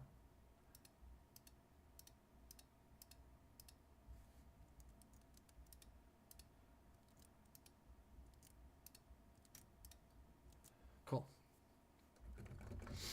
And one.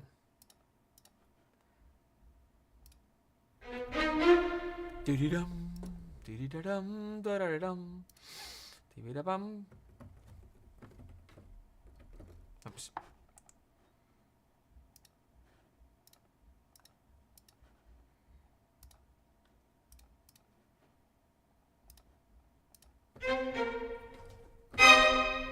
Too loud. I'll bring it down later on. So now we're gonna do these guys, and oops, this light keeps turning off. So now, una, dos, tres.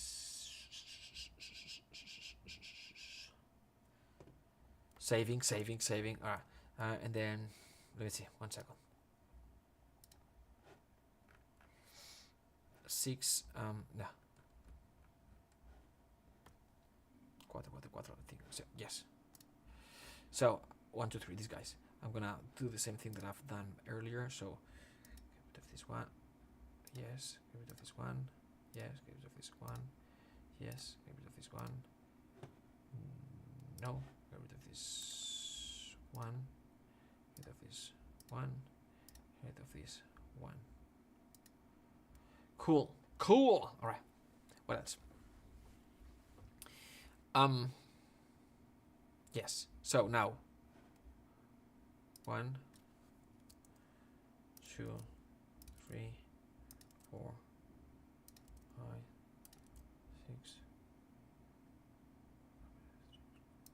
This guy and this guy. Yes. And now I'm going to oops, make this big and do 1, 1, and 1. Yes. And this mic. What?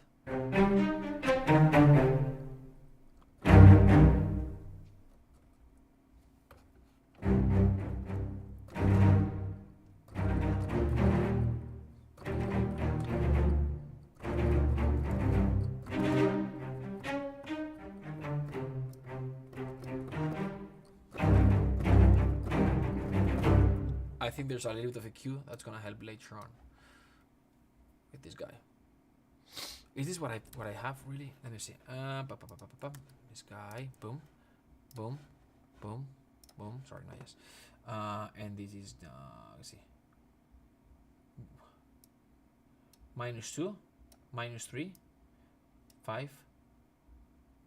Cool. Okay. Maybe it's true. -2, -3, 5. Okay. I'll buy it.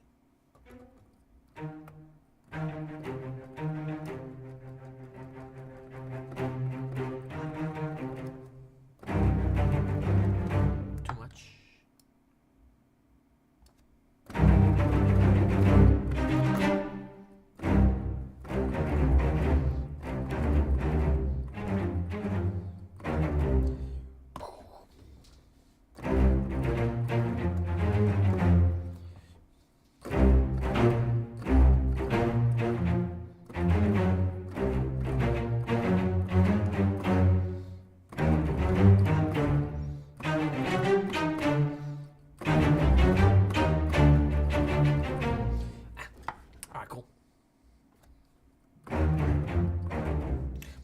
Routing and everything else still doesn't sound the way I want it to sound, but I'll get there.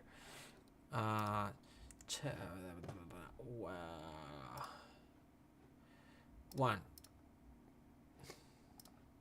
2, 3, 4, 5.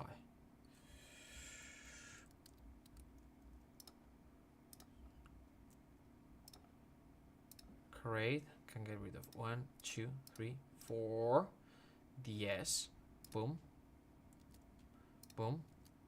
Boom. Boom. Boom. Boom. Perfect. More. Let's keep going. 1. Yes.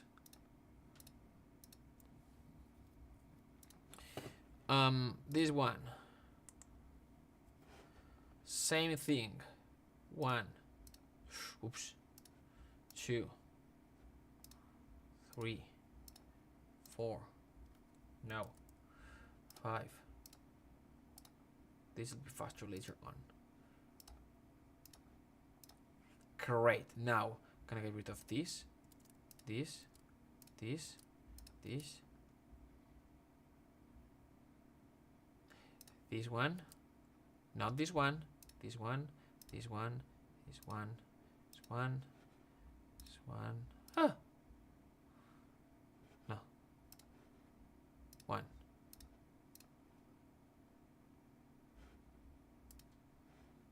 Great. Cool.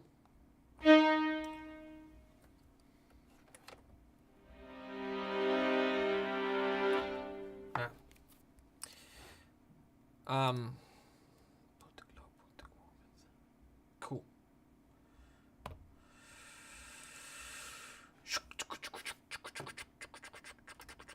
One, 2, 3, 4, 5. Ah. 5.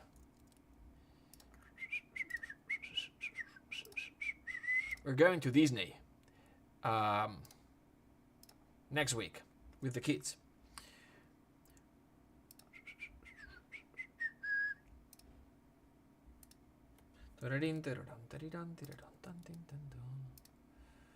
Now, careful here, Mark. 1, 2, 3, 4, 5. Some along. Boom. Great. Awesome.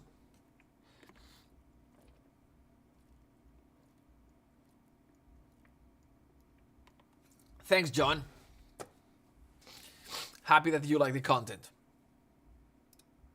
I will keep going. Now this is... Huh? Ah. Nope.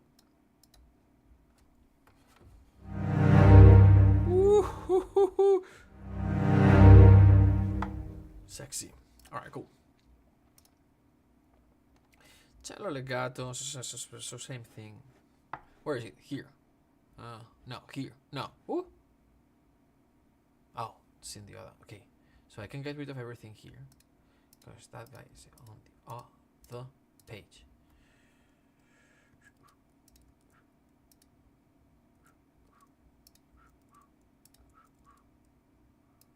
Cool.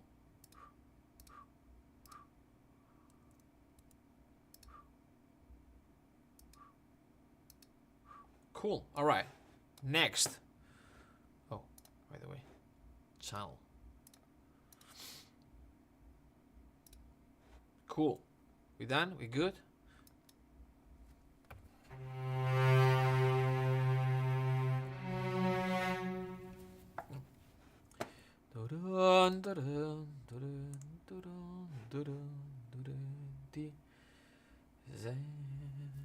Where's my cello divisi?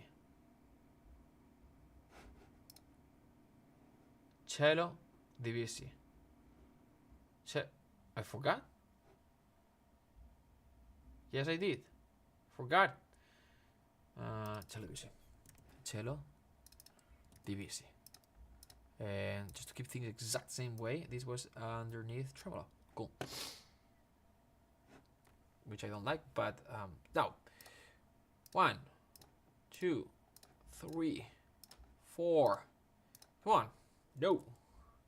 5, 6, 7 already. And now this guy, cello. What are we doing here? Double bass pizzicato.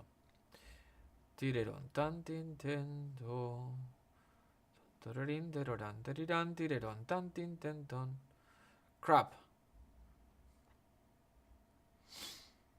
I messed up, but that's okay. Gonna change the name. Cool. So these are my cello DVCs. Ooh, late scoring strings. Late scoring strings is awesome still these days, in my opinion. In my opinion. Now we're gonna close this. We're gonna change this to copy. Now it's gonna be violoncello DVC. We're gonna move this here. I'm gonna take this one. It's gonna be yes. This is going to be double bass pizzicato, because you have to have a double bass pizzicato, even if you just have 12 tracks, let's say. This comes from like the old days when I was composing with a small computer, and it's like if I could just load, like in my template, if I've got just 16 gigs of RAM and I just want to load sort of like 8 gigs of RAM in my main template, right? I still need the space to load more things.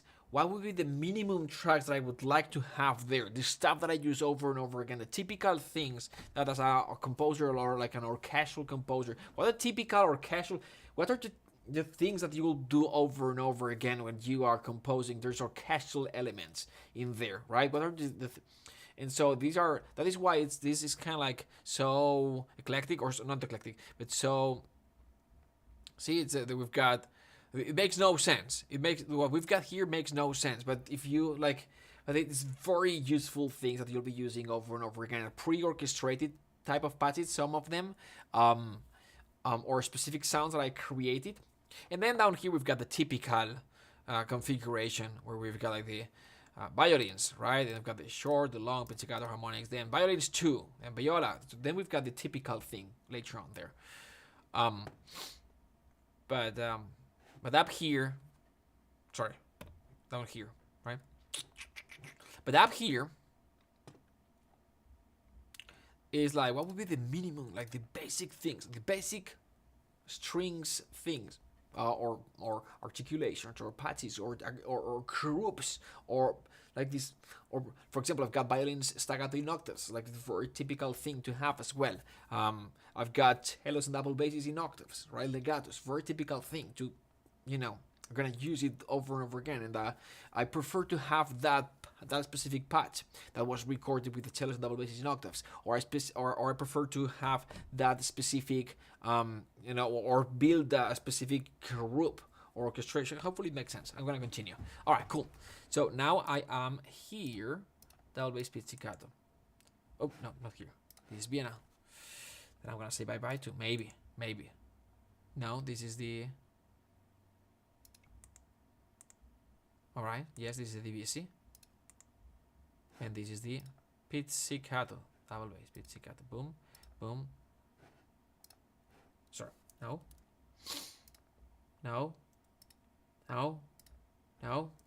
Cool. I'm gonna make this. Cool. Questions? No questions. Great. I'm alone here. No one is interested in this. Alright, cool. Sustain. When having where is he? Yeah, this guy here.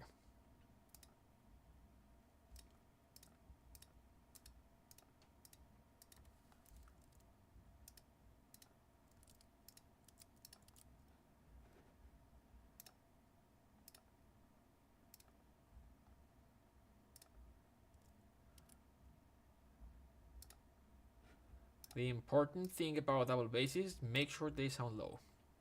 Because there are some libraries that sound low, and then you hear a really good double bass section, a well recorded in a like in a great room or stage, and it's like, that's exactly what I want. That's like that's how they are supposed to sound. I'm curious, this small patch, like if I disable this track and then I enable it, it's fast, but alright, that may be the thing that bothers me. But again, I want to experiment with this for like an entire, like having to write 60 minutes of music with this system. That's where when you truly get to try and prove it works for you or not. Cool. All right, let's continue.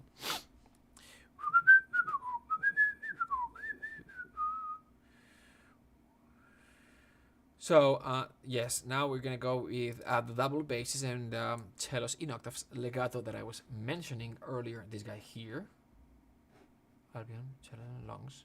This guy, right? Yes. 1, 2, 3, 4, 5, 6. 1, 2, 3, 4. And now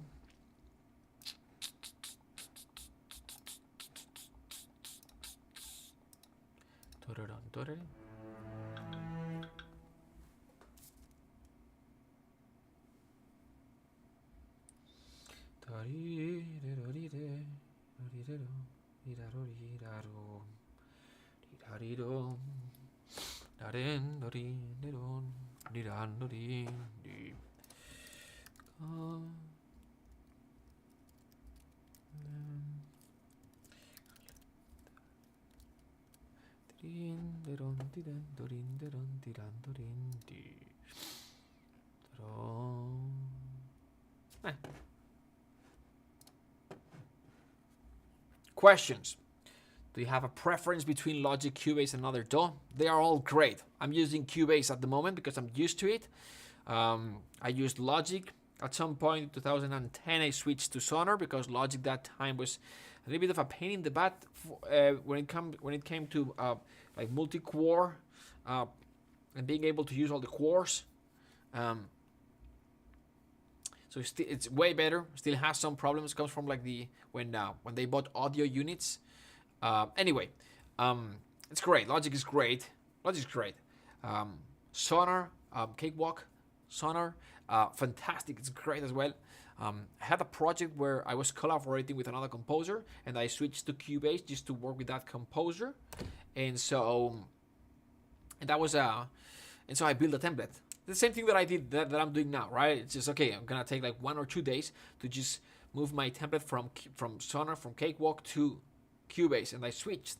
And there was one thing that I liked very much, which is this. First, Cubase has this thing where you can just show tracks. See, I can show the entire template, the entire thing, or boom, just show tracks with data, or show tracks with data in the cursor position. And so when I'm composing, I'll start composing with my template, and then I'll just show the tracks that I need to see, and that frees a lot of space. So that I liked very much. And also this thing, it's like there's like strings, right? It's like, oh cool, here, that's exact track that I'm looking right for, and boom, it takes me there, right? So that I like it as well. Cool. All right, let's go back to this, and now this. Where am I? No, this. No, this. What have I done? Sorry, I messed up. Sorry. Boom. Great. Okay. And let's continue.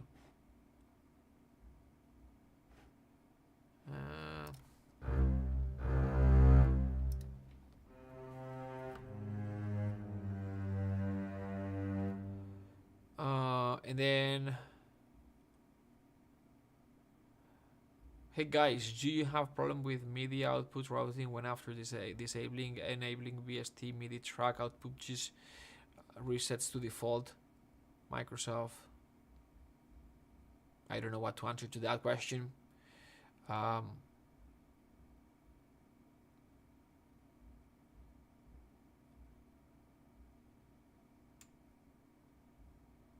Okay.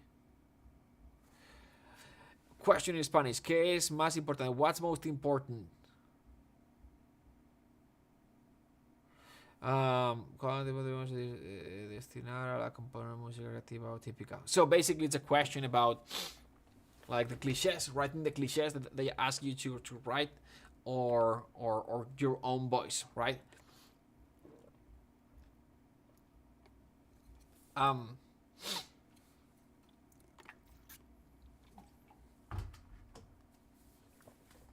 um, I'm laughing because we've got one of the momentum students, Emmanuel, who he got a movie just like towards like the second month of the program. He had that movie, and then now he's got a second movie. It's a big movie. They're gonna it's his first movie. It's all samples, and then the second movie it's a big movie. I cannot talk about it. I cannot give exact names, but the crew and the actresses, big names in there. They are recording with an orchestra for the second one. He was telling me this story, where it's like he was like, "I hate you." It's like, why? And he's like, this cliches thing that you taught me. So before I continue with the story, I believe, search for your own voice, right? Write music that sounds like you. But what I'm going to say is like, it's not that hard, really. Like, you have to learn the cliches. You have to learn how to sound like blah, right? Because many times, what I did, you're gonna need to start there. Generally, you're not going to write music. Sometimes you may need to write music that's very generic, very standard, right? Especially if you're getting paid for the. So sometimes you may need to do that because they want you to do that, or because there's no way to get a track approved unless you go generic. But most of the times you're gonna be writing music that feels like you, and the reason why is because you're gonna do the things that what is having your own voice. Your own voice basically is doing the things that you do often, the things that are easy for you to do. The chords that you always use, the orchestration that you always use, right? The instruments that you always use, the patches that you always use, the things that you do often, right? The background that you've got is going to make you compose music in a specific style, or the thing that's gonna make it sound like you, right? And so, even when you are asked or required to compose in a specific style, still it's not going to sound completely like if you are like, okay, let's write this very standard kind of like suspense, tension, thriller type of thing, right? TV show type of like, underscore pulsing thing. Cool. It's very standard, very generic, right? Or we've got like a synth pop and some percussion, the staccato strings, like the whole thing, right?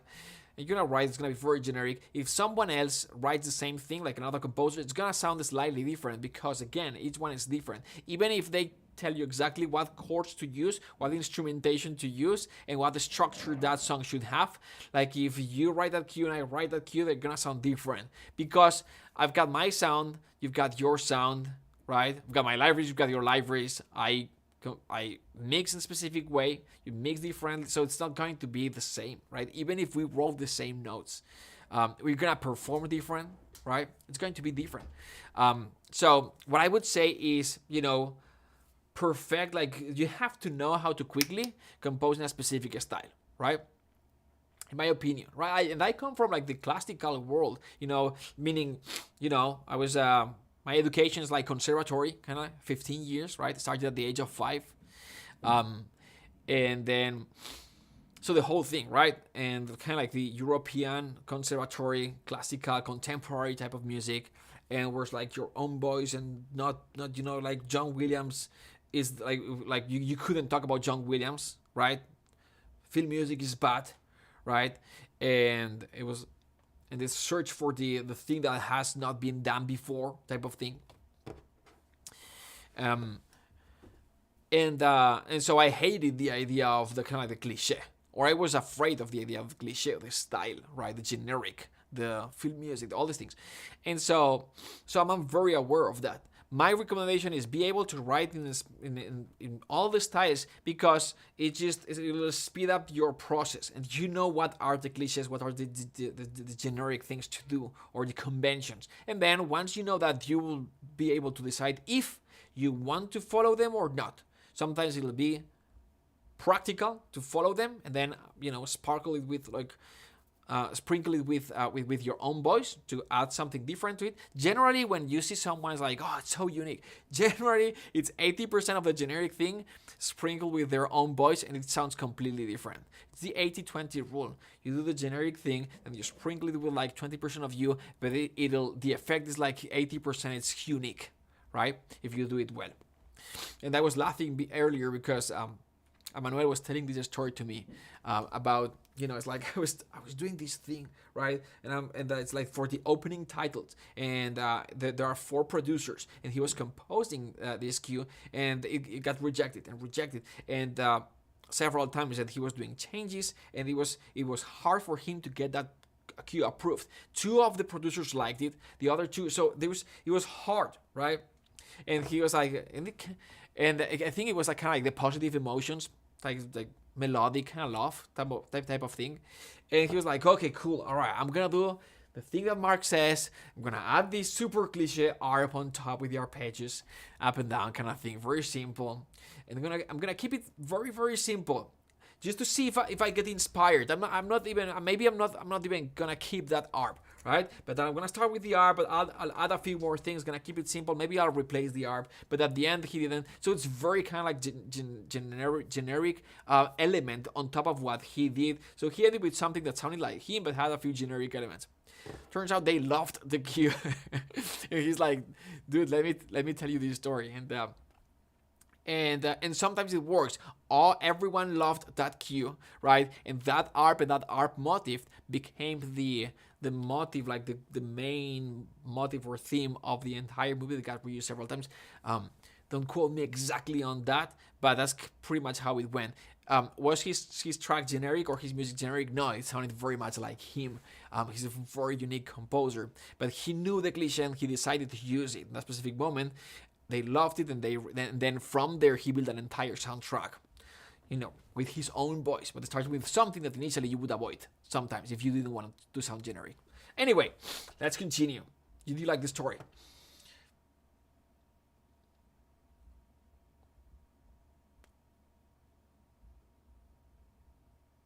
Cool. All right, I'm gonna continue. There are a few more. There's a couple of questions or a couple of comments here, but I'll go back to it later.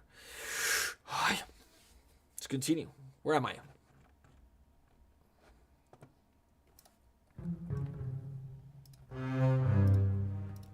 Okay, cool. Tremolo. But cello, tremolo. Where is it?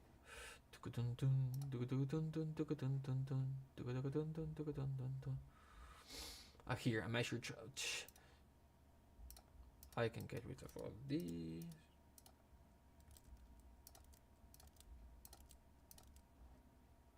And then this guy here.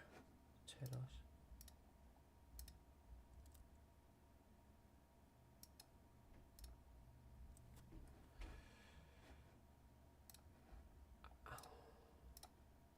One.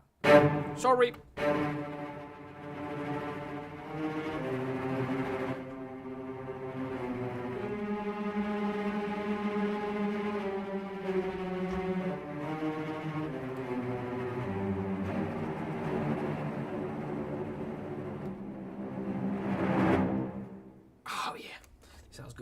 Like this. Cool. What else? So the BC, this is done.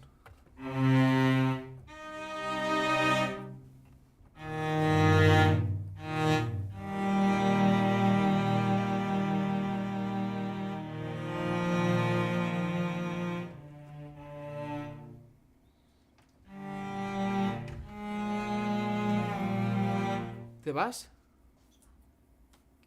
¿Quién? Dime. Todos. ¿A buscar a los niños? Sí, son las 4 ya. Pero no vas tú y vuelves y luego vamos. Ah, vale. Sí. Puedo ir y venir, sí. Sí, avísame, llámame cuando eso, hace 5 minutos antes de llegar. Venimos y pues entonces nos cambiamos todos aquí. Ah, vale. Vale. Yo me iba a cambiar ya y todo para como ir más rápido. No, sí, mejor, así aprovecho. Y cuando vuelvas. Pero. Oh, sí, ya está, llámame.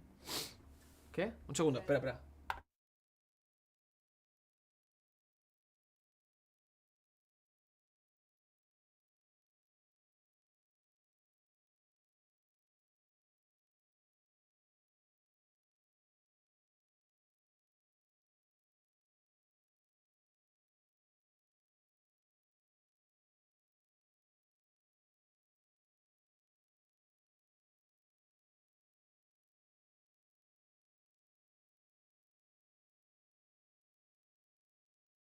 Alright, let's come back. Cello divisi. Alright, cool. This works. More. This guy, I like it. Where is it?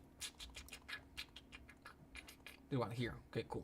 Get rid of everything. Boom, boom, boom, boom, boom, boom, boom, boom. Boom, boom, boom, boom, boom.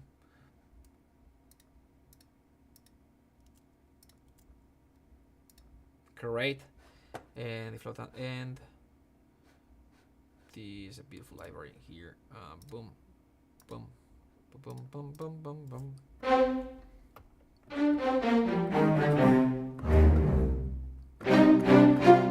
It's an interesting sound. Cool. All right. Come on. Great. And then the flautando.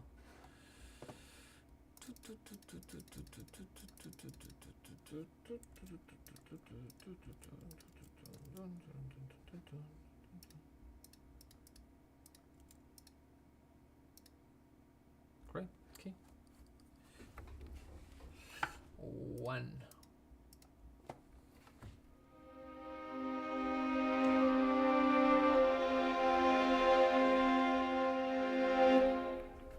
Cool. All right. And now, boom.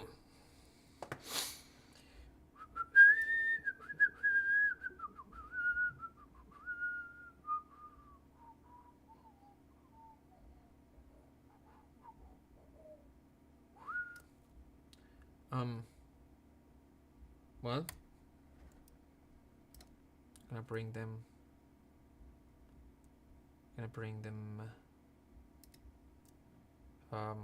here for just a second, and now we're gonna go here. Now they're closer together, so I can work. Copy, paste. I know that I've done this earlier, but I'll do this again. Violin. Oof, I love this. Copy, small, paste. Copy. I love this part. Paste. Okay, strings low, staccato, strings double bass staccato, double bass staccato. Strings has full tech. Yes, full tech copied. Strings strings low. Strings low. Strings low, says low. Yes. Bien. Cello legato. Cello legato. Pizzicato. Pizzicato. Sustain. Sustain. And this is the legatos in octave. Legatos in octave. And then the cello, violoncello tremolo. Copy, paste. divisi, copy, paste.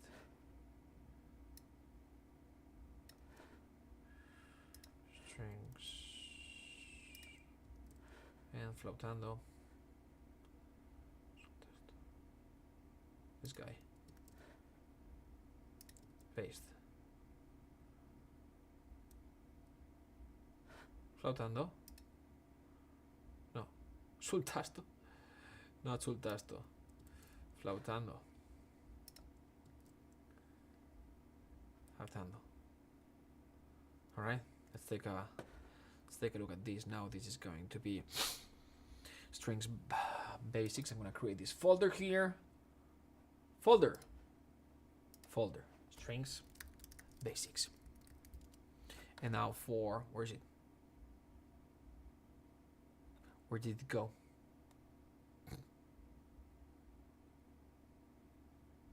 Where did it go?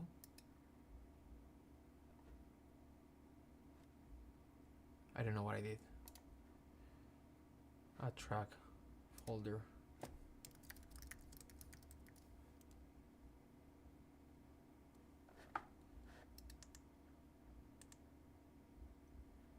Oh.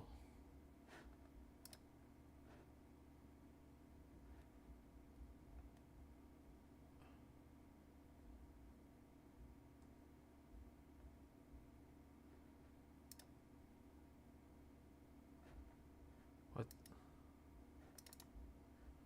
I don't know what happened. Maybe it got hidden. Sorry. Strings basics. Folder. I'll find it later on. Most likely. Boom. Strings basics. Gonna put these guys in here. Boom. So I'm gonna do something that I'm very excited about, which is I am going to make sense of this and put this in order. As you can imagine, I created this as I went in a project. That is why it's so disorganized. So I'm gonna have the violins legato, violin staccato, small staccatos. Okay, that makes sense, or it could make sense. Then strings low staccato. Okay, cool. Staccatos, the section. Maybe let's do this. Makes more sense to have the staccato section here. Then we've got the. So this is okay. So kind of like staccatos in octaves, high strings. Staccatos in octaves, low strings. Then I'll have the legato violin. Okay, now strings. I'm gonna do this here. Sustain, violin legato, cello legato, double bass staccato, pizzicato, sustain. I'm gonna do it like this. Sustain, staccato, pizzicato, and then I'm going to have staccato, sustain, pizzicato. Then violoncello tremolo is gonna go here. Cello legato, tremolo DBC. String staccato, just another version of this. Small staccato, I guess. Ensemble staccato first. Nah, this guy, I'll keep it there. Violins flautando. Violins, cool.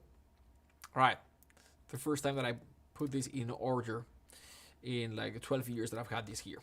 Cool, awesome. I like this. And the reason why I do this now is because,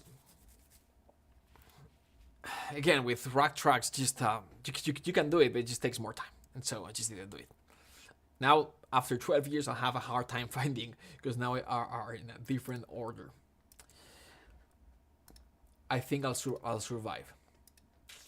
All right, I'm gonna read a couple questions. I was on all articulations on one track guy, but now I separate intuitive, true, legato long and short again. Realize that the side chain compression and so short pizzicato against long is necessary. Sometimes. Hello, I agree. Sometimes. Side chain compression, for like if you're going for like a very modern or trailer or overproduced, that's a good thing. Or casual type of sound, yes, you can do that. It works. It works. If you want kind of like a more realistic or casual type of sound, there's no need to do that. Cool. What else? In my opinion, that's my opinion. Just me. I am a score first composer, so I start with Dorico, cool, and then I switch to Cubase, Nuendo, then switch back to Dorico. So I'm awfully playable, but awfully slow. Can I survive in the industry 1 minute a day? Yes.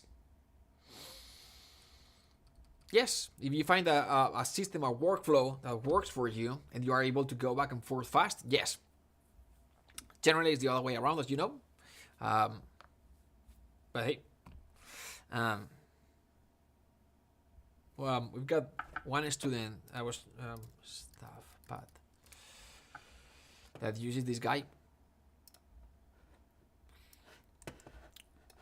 I'm sure that you are familiar with this, but his name is Jorit, and he uses the staff pad for composing because, again, less friction.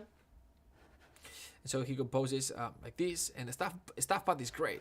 It syncs with all these libraries, right? Then you can also, where is it? There's gotta be somewhere. You can include audio, and you can edit audio. There's a lot of things that you can do with it. It's very powerful, and it sounds very well for what it is. But now with a sequencer, you can get way farther, right? And so, because it's a sequencer is meant for, for sculpting sound, or for it's more like production, right? With a score editor, stuff, but things like this, it's more for like orchestration, music composition, but not thinking about notes. And so they are designed so you can write beautiful scores, so you can look at the music and you can see everything that's in there. But in terms of sound and plugins, and it's not meant for that. You can do, but it's never going to sound as good as if you're doing a mock-up here using a sequencer, right? So at the end, most of the times when you're presenting the mock-up, the final mock-up to your producer, to your director, to the person who's hiring you, to your client, you're gonna use a sequencer. So in general, it makes more sense to use a sequencer. And you may be thinking, yes, but I need to see the notes, right? Otherwise, I'm not going to compose the music that I could compose.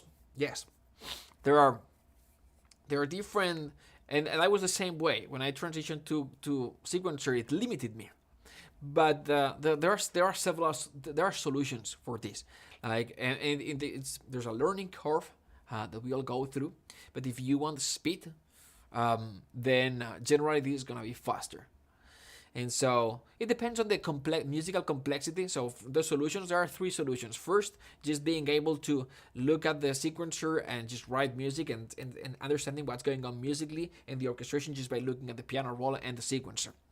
That if it's simple music, it's fairly easy. If it's a little bit more complex, what I do is sketch, right? And I just use pencil and paper.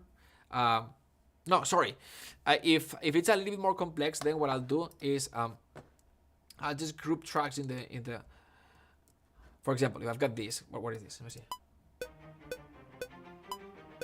What is this?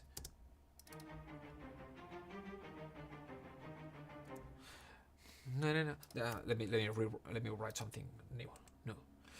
Basically, I'm just trying to say that. Let me see. If I'm trying to write something a little bit more complex, right? Let's see.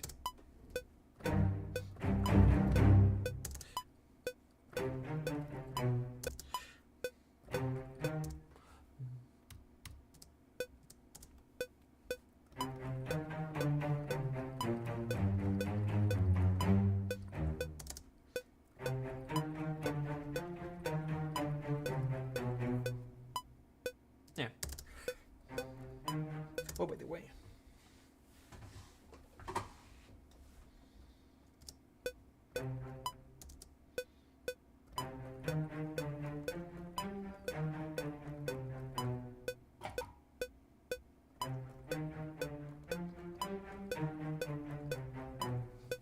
Cool.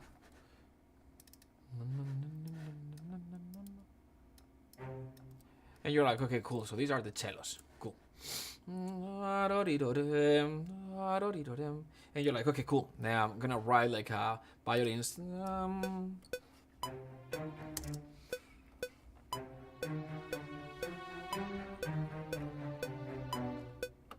Cool. So we've got cellos and violins, right? Got this legato melody, and it's like, okay, cool. Now I'm gonna write the counter melody, but I need to see the notes because I'm trying to, so I kind of start understanding what's going on harmonically, right? And I need to see the notes, and it's gonna be a viola. All right, cool. So we're gonna go with a viola. All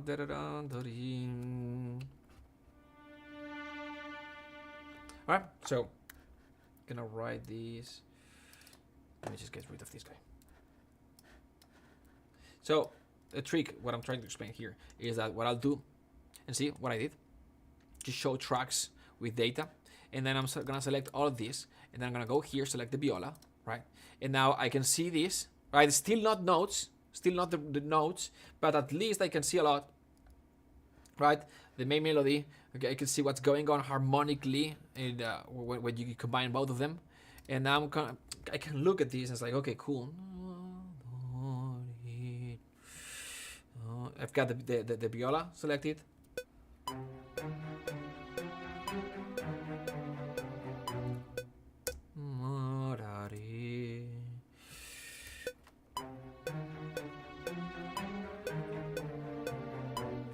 Nah.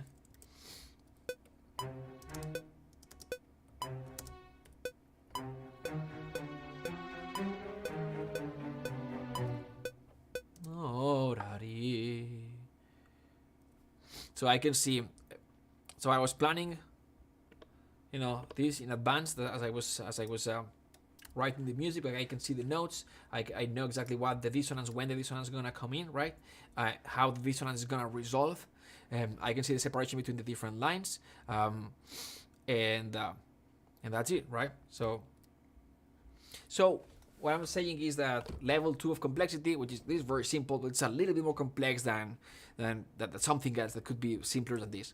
And I still need to look at the notes, right? If I needed to orchestrate this, right? If I'm like, okay, cool. Now I need let's say, I want to double the violins. These violins with up an octave violins, right? And also I want to have what else? It's gonna keep it super simple. When I have woods, right? So what I'll do is I'll prepare this, right? So these are the woods, and then I'll have violins up an octave. So I'm gonna have these guys here. So I'll prepare this. Now I'm gonna make this small again. See, I'm gonna show the tracks, just tracks with data, and then I'm gonna click everything, and now I have access to the violins legato. Violins 1, and where's the woodwinds here, right? So I'm gonna double this phrase, and now I can look at the notes, right? And I know what I have to do. So violin 1, but this is gonna be up an octave. All right, here we go.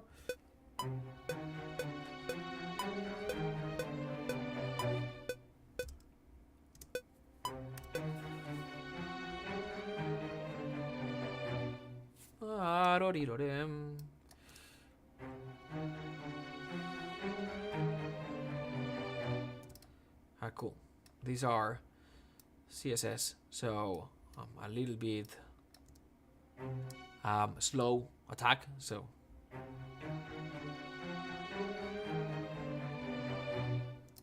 cool. It's not perfect, but and then I also wanna double it with woods, right?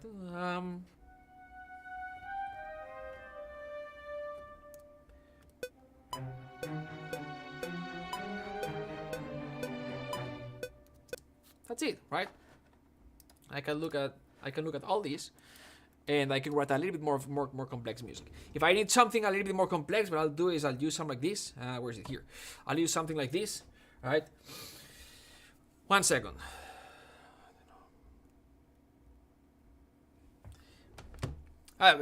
Or just a pencil and paper, right? And I'll write music. In this case, this is remarkable, and it comes with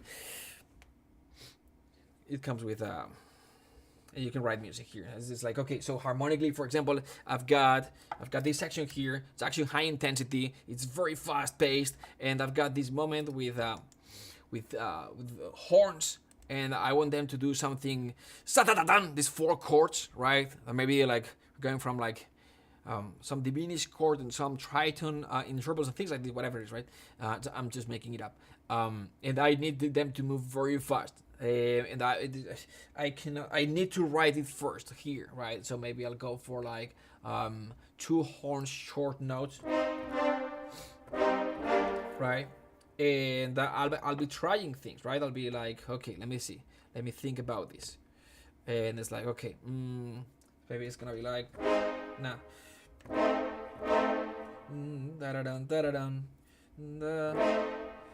so, and I'll write it like so it's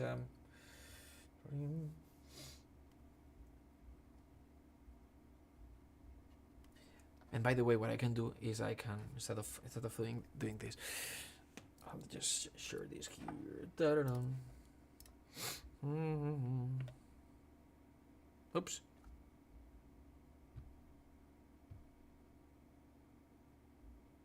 Go to my remarkable and enable this feature. What do you mean? It used to work. Close. Sorry for derailing. I just wanted to answer this question. Remarkable.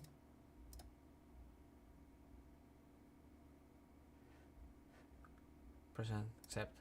Here you go. Cool. Did-it-dum.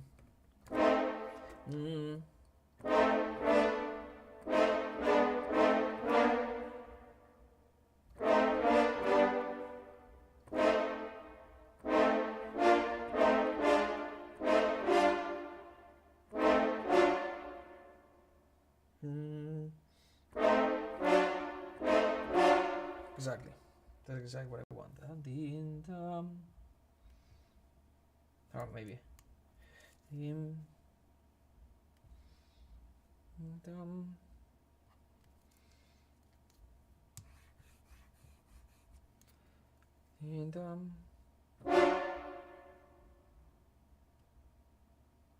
Sorry.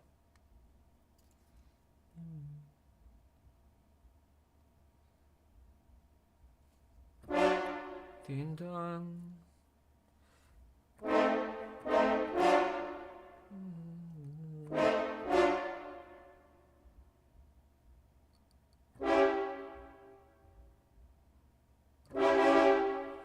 Dun, dun, dun. Yeah.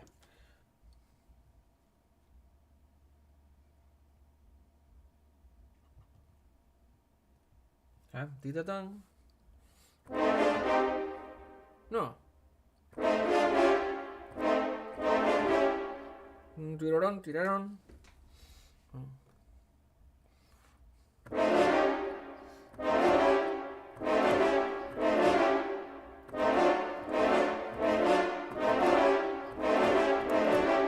Something like this, right? And I want to write this, like, okay, cool, this. So when I've got things within the orchestration that's a little bit hard, I'll sketch it. Sometimes I need to sketch the whole thing, right? Like maybe I'll have woods and or strings and brass or strings and horns, whatever it is. And so I'll write these things that are, and this is very simple, right? But if it's in a like action high intensity and just like a gesture like that goes like this, zakatan, zakatan, right? And it's like I can't even record this, right? So I need to sketch things, and sometimes it's gonna be more complex like this. I like this template where we've got the 3 staffs because I'll do woods here, I'll do brass and the strings, right? And I'll sketch things here, and then I'll sequentiate it. So that way I kind of like bypass the score editor, and I stay here.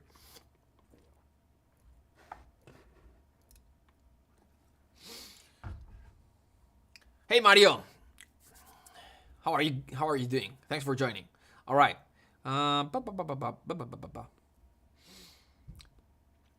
Raymond, I love the story. Great, awesome. I would like to know your opinion on the music of the composer John Powell. I love John Powell, my favorite composer.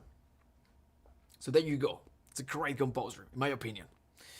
Not just that he's a great composer. He writes great music. He's very fast as well. Love everything about him. All right. How to train your dragon fans. Hello. All right. Let's keep going. Let's keep going. So.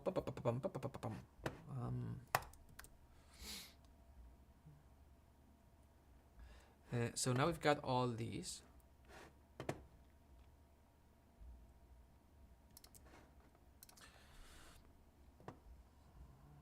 I'll continue in a second. Let me just go here.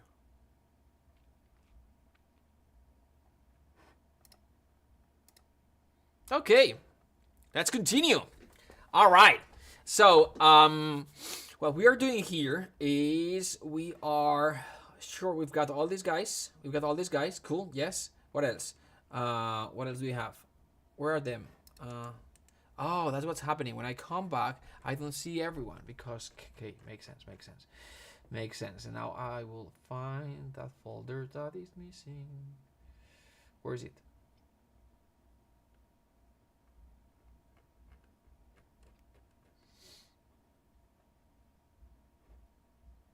Here. No. Disregard what I said. So casual.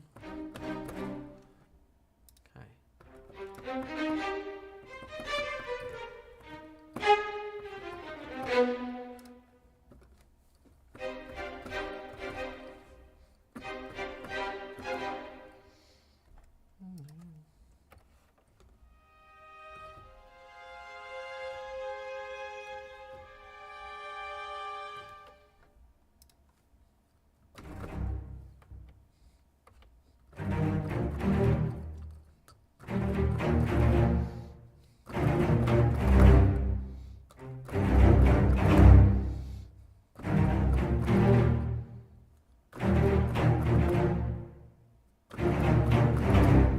Alright, cool. Talking about cliches. Alright, let's continue. So, we've got this one. I'm going to activate Pultec here. Yes.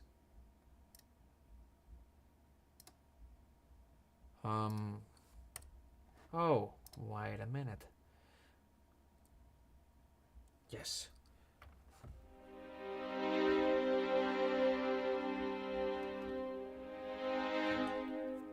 I've got this guy here, and these are the things that I'm gonna get rid of.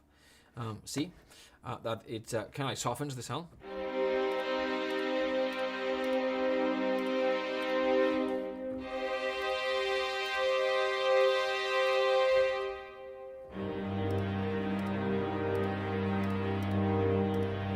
I'm gonna get rid of all these guys, right? Because it adds a lot of latency. See down here, 23 seconds of latency, and now in my stems, I've got 46 seconds of latency and things like this. That slows down it adds latency.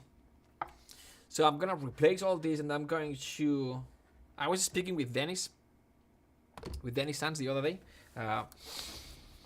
He's and he did the course Mixing for Composers with us. He's the mixing engineer for movies like Avengers, right? Back to the Future. Doctor Strange too, and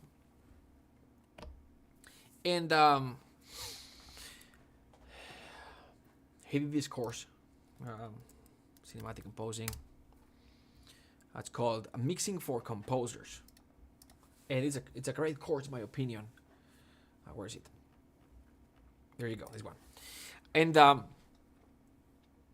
so when people get confused.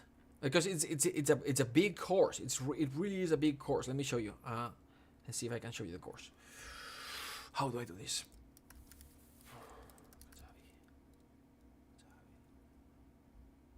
Yes.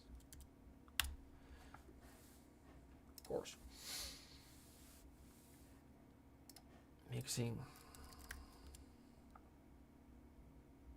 We just migrated to a new platform. And I'm slow. Sorry. Mixing for no. Mixing. Oh yeah. All right. So the course has actually 4 courses: mixing for composers action, mixing for composers comedy, mixing for romantic, mixing for composers rock. Okay, cool. And it has a lot of content. And here's the problem though.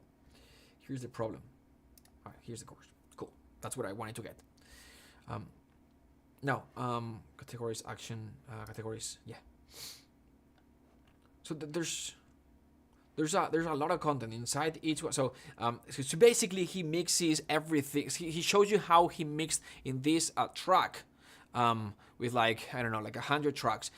How he mixed every track, right? What plugins he used and everything, right? And there's a lot of content. It's hard to watch entire course because there's so much content. Right? So violins, 2 violas, cello, everything, right? And those videos usually are long videos, 17 minutes. Violins, 26 minutes, right? You can see him talking about the you and he shows like all the plugins and it's great. But on the other hand, sometimes it's confusing. Like the thing that some people say is like it's confusing, like because sometimes it's like, well, in this track we're gonna use this tape emulation is the I don't know, that is Studer A800 and blah blah blah.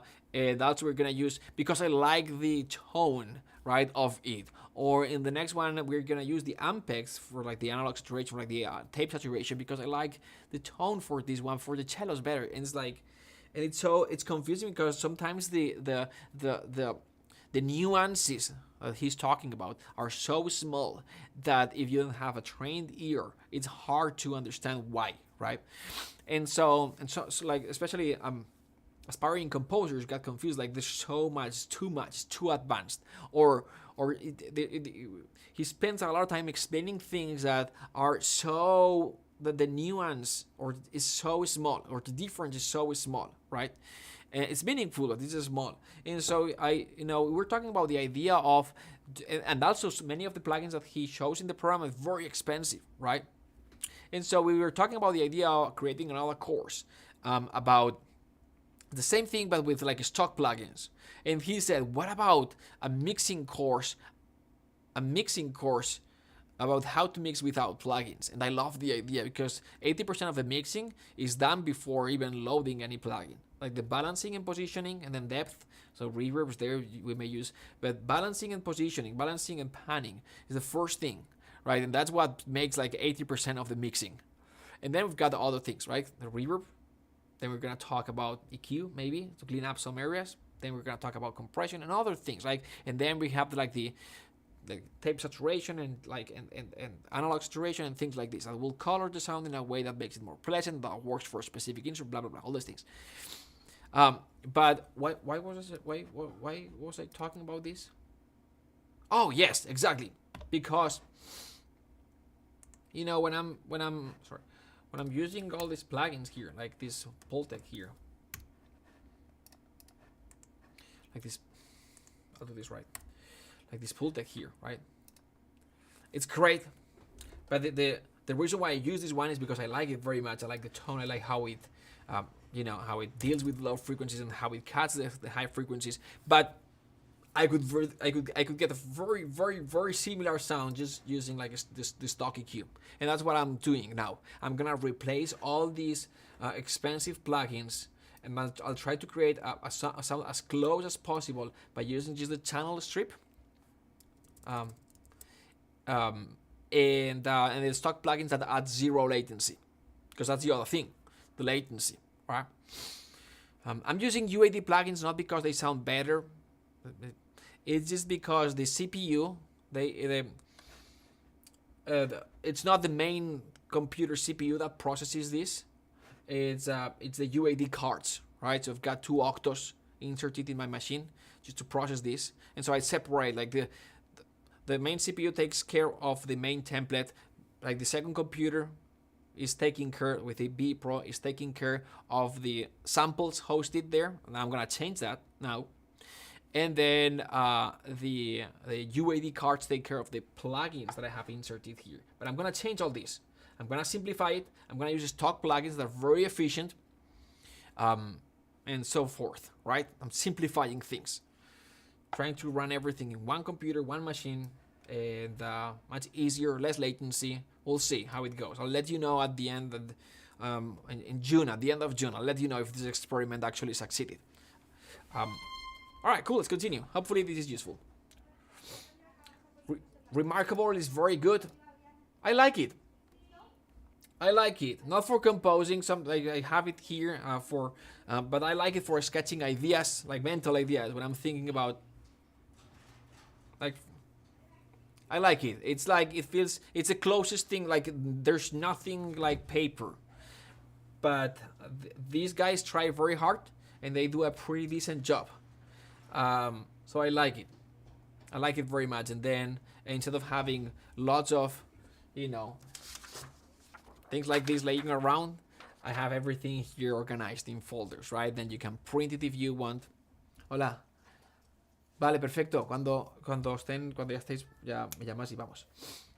All right, let's keep going. Let's keep going. Let's keep going. Otherwise, obviously, and the title I set in one day, I'm not even 10% done.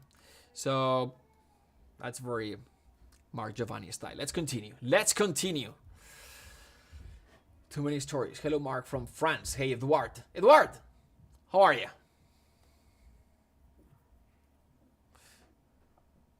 All right, let's continue. Where am I? So I've got these guys here, right? What else? Then I've got these guys here that I'm going to move up there. I was testing them, but I think that we are good. We're good to go. Boom. All right. And now I'm going to what? I'm going to disable them. Disable. And now we're going to look at this. Boom. Goes down a bit. Okay.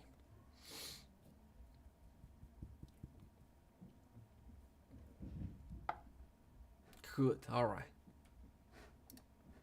Let's see how long does it take to let's say I was why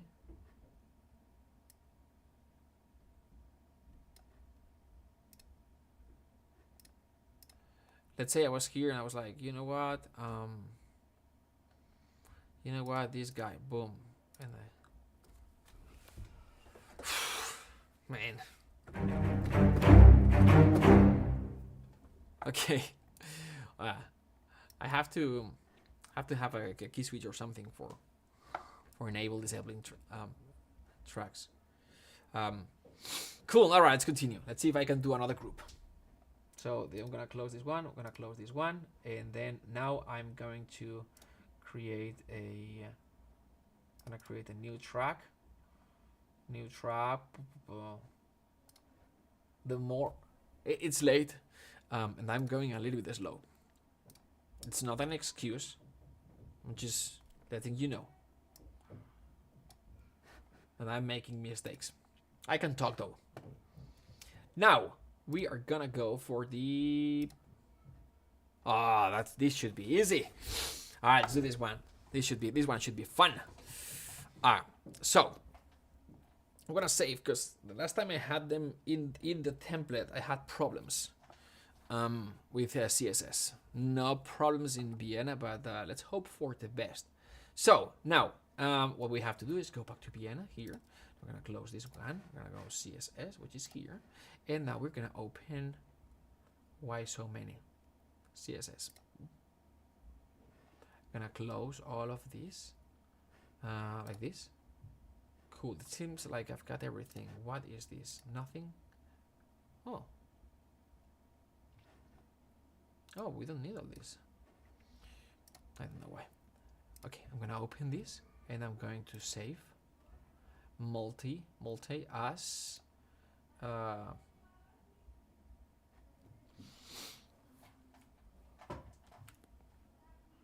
20 people watching, and it's 1 a.m. in France. Edouard, what are you doing?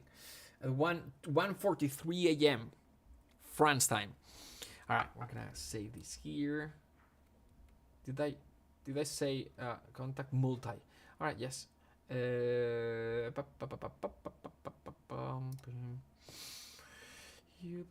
No.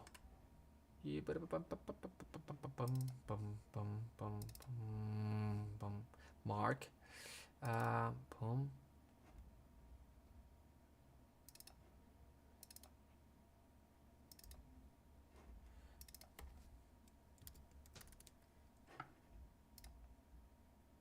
All right.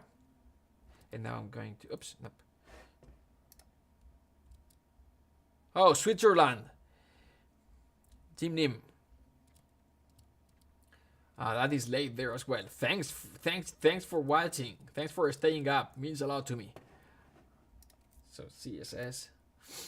Gonna move this from remote computer to local computer. So now I can move to my local computer here in Cubase, and I'm going to load this here. Load. Hopefully it won't crash. Load my CSS. Let's do this. Now it's going to replace. No. And now it's going to, we're going to have problems finding the instruments, but that's no problem, really.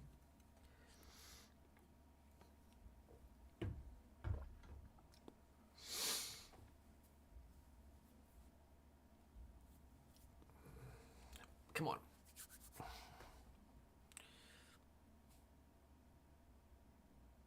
Switch camera. While I wait.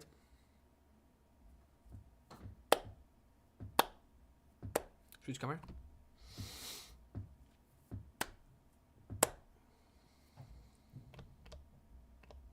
See how the exposure is so perfectly done? The color is exactly the same, these two cameras. It's not easy. Where is it? It's not easy.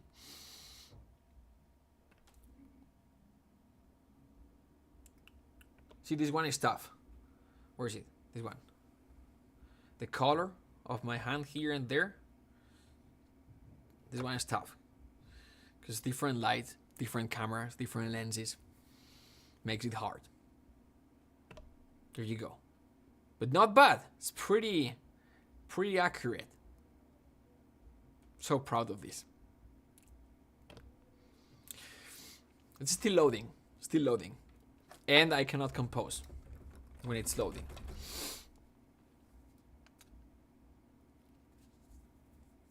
Hey Luco, how are you? Maybe you're wondering why we're talking about the color of the skin. Just waiting for this to load.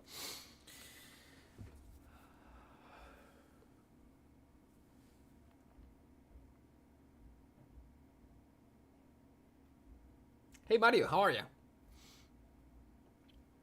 Still loading.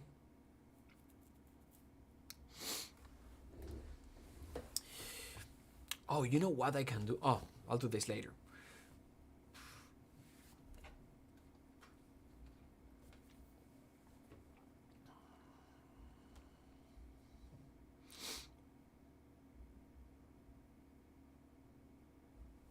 Eduardo, near Geneva.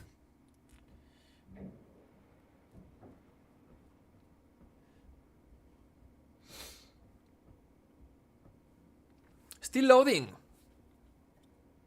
How? All right.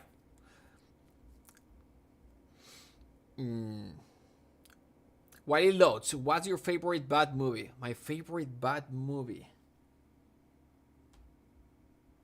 Hey Dirk, how are you?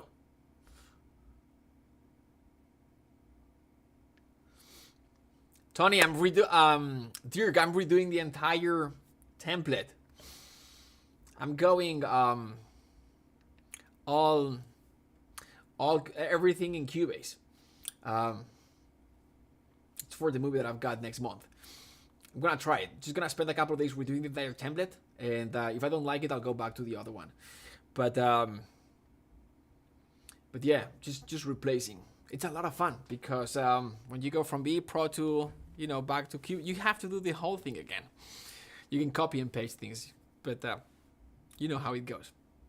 The architecture, like when you change the architecture, as I was saying, have to redo the whole thing. Yeah. What else? Mark, are you gonna do a video with Tony? We should. I'd love to. Oh, he won't invite me. No, I'm just kidding. There you go. FL Studio.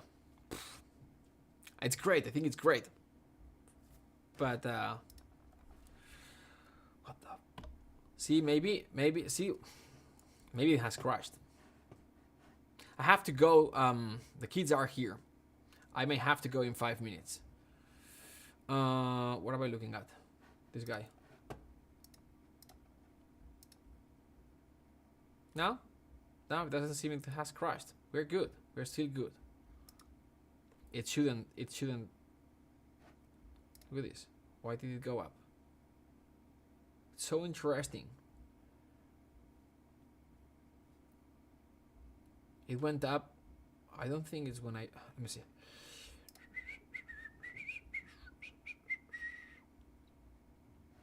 Not responding now. Cubase.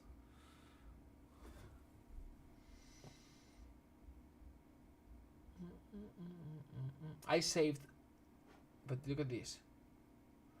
How fast? Oh no, 10 now.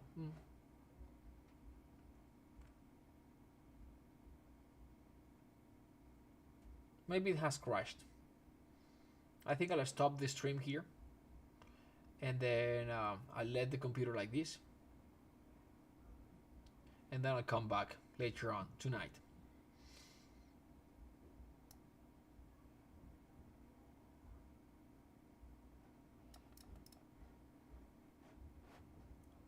Disk, network, memory, not responding. See what I'm talking about? I hear noises, and then I know if someone is gonna enter the studio. It seems they are ready. It's time to go. Opening the door. Time to go. Time to go, guys. Something is going this network. I'll just let it do its thing, and I think it has crashed. I'm pretty sure it has crashed, and that is that could be a problem. I have problems with CSS when loaded locally, and so it worked. Woo! All right. Haha. So happy. All right, cool. This PC. Then samples. Who else has a 7 terabytes SSD just for samples? Okay. Boom. I don't even care about finding the right. It'd be faster, I know. But sometimes, like when you've got like a big multi with different libraries, it's just easier to select the entire drive and let it do its thing. Takes a little bit longer the first time, but then it's faster. All right, cool. I'm so happy. Are you happy? Which better, CSS or Abbey Road?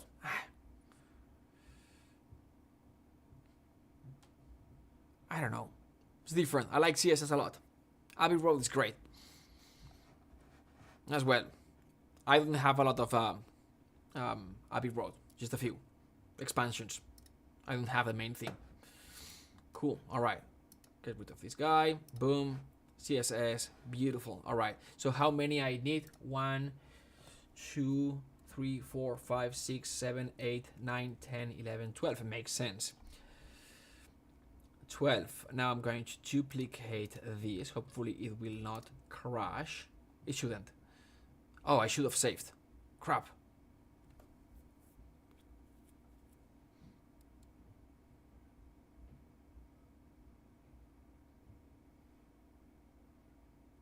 Save.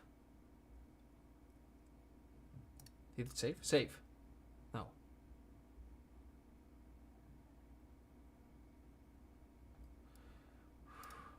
I know it's slow.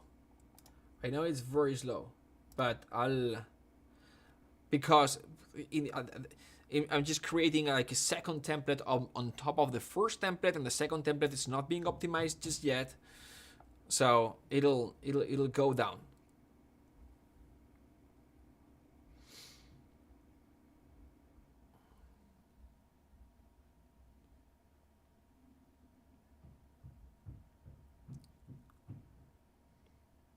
Okay, 4, duplicate, 8, 12. Okay.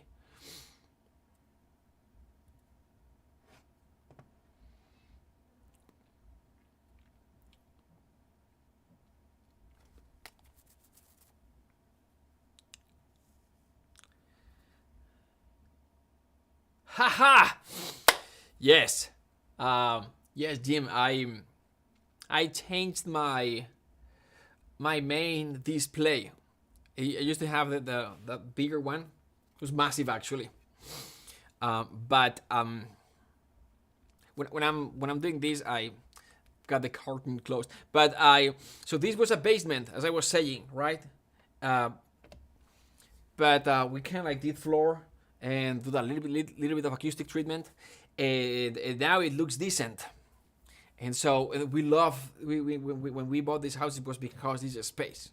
It looked awful, and the acoustics are were very bad. It was very dark, but we thought we could do something with this, and we did flooring, and we did a little bit of acoustic ourselves. We built a few panels. I don't know if you can see it, but can you see the? Can you see? I know. Let me see. Oh, no more. There you go.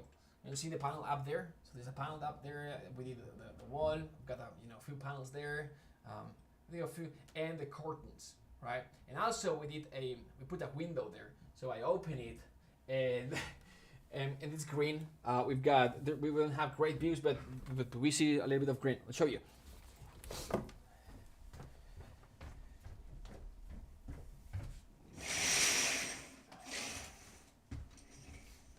don't know if you can see. There you go. Let's see.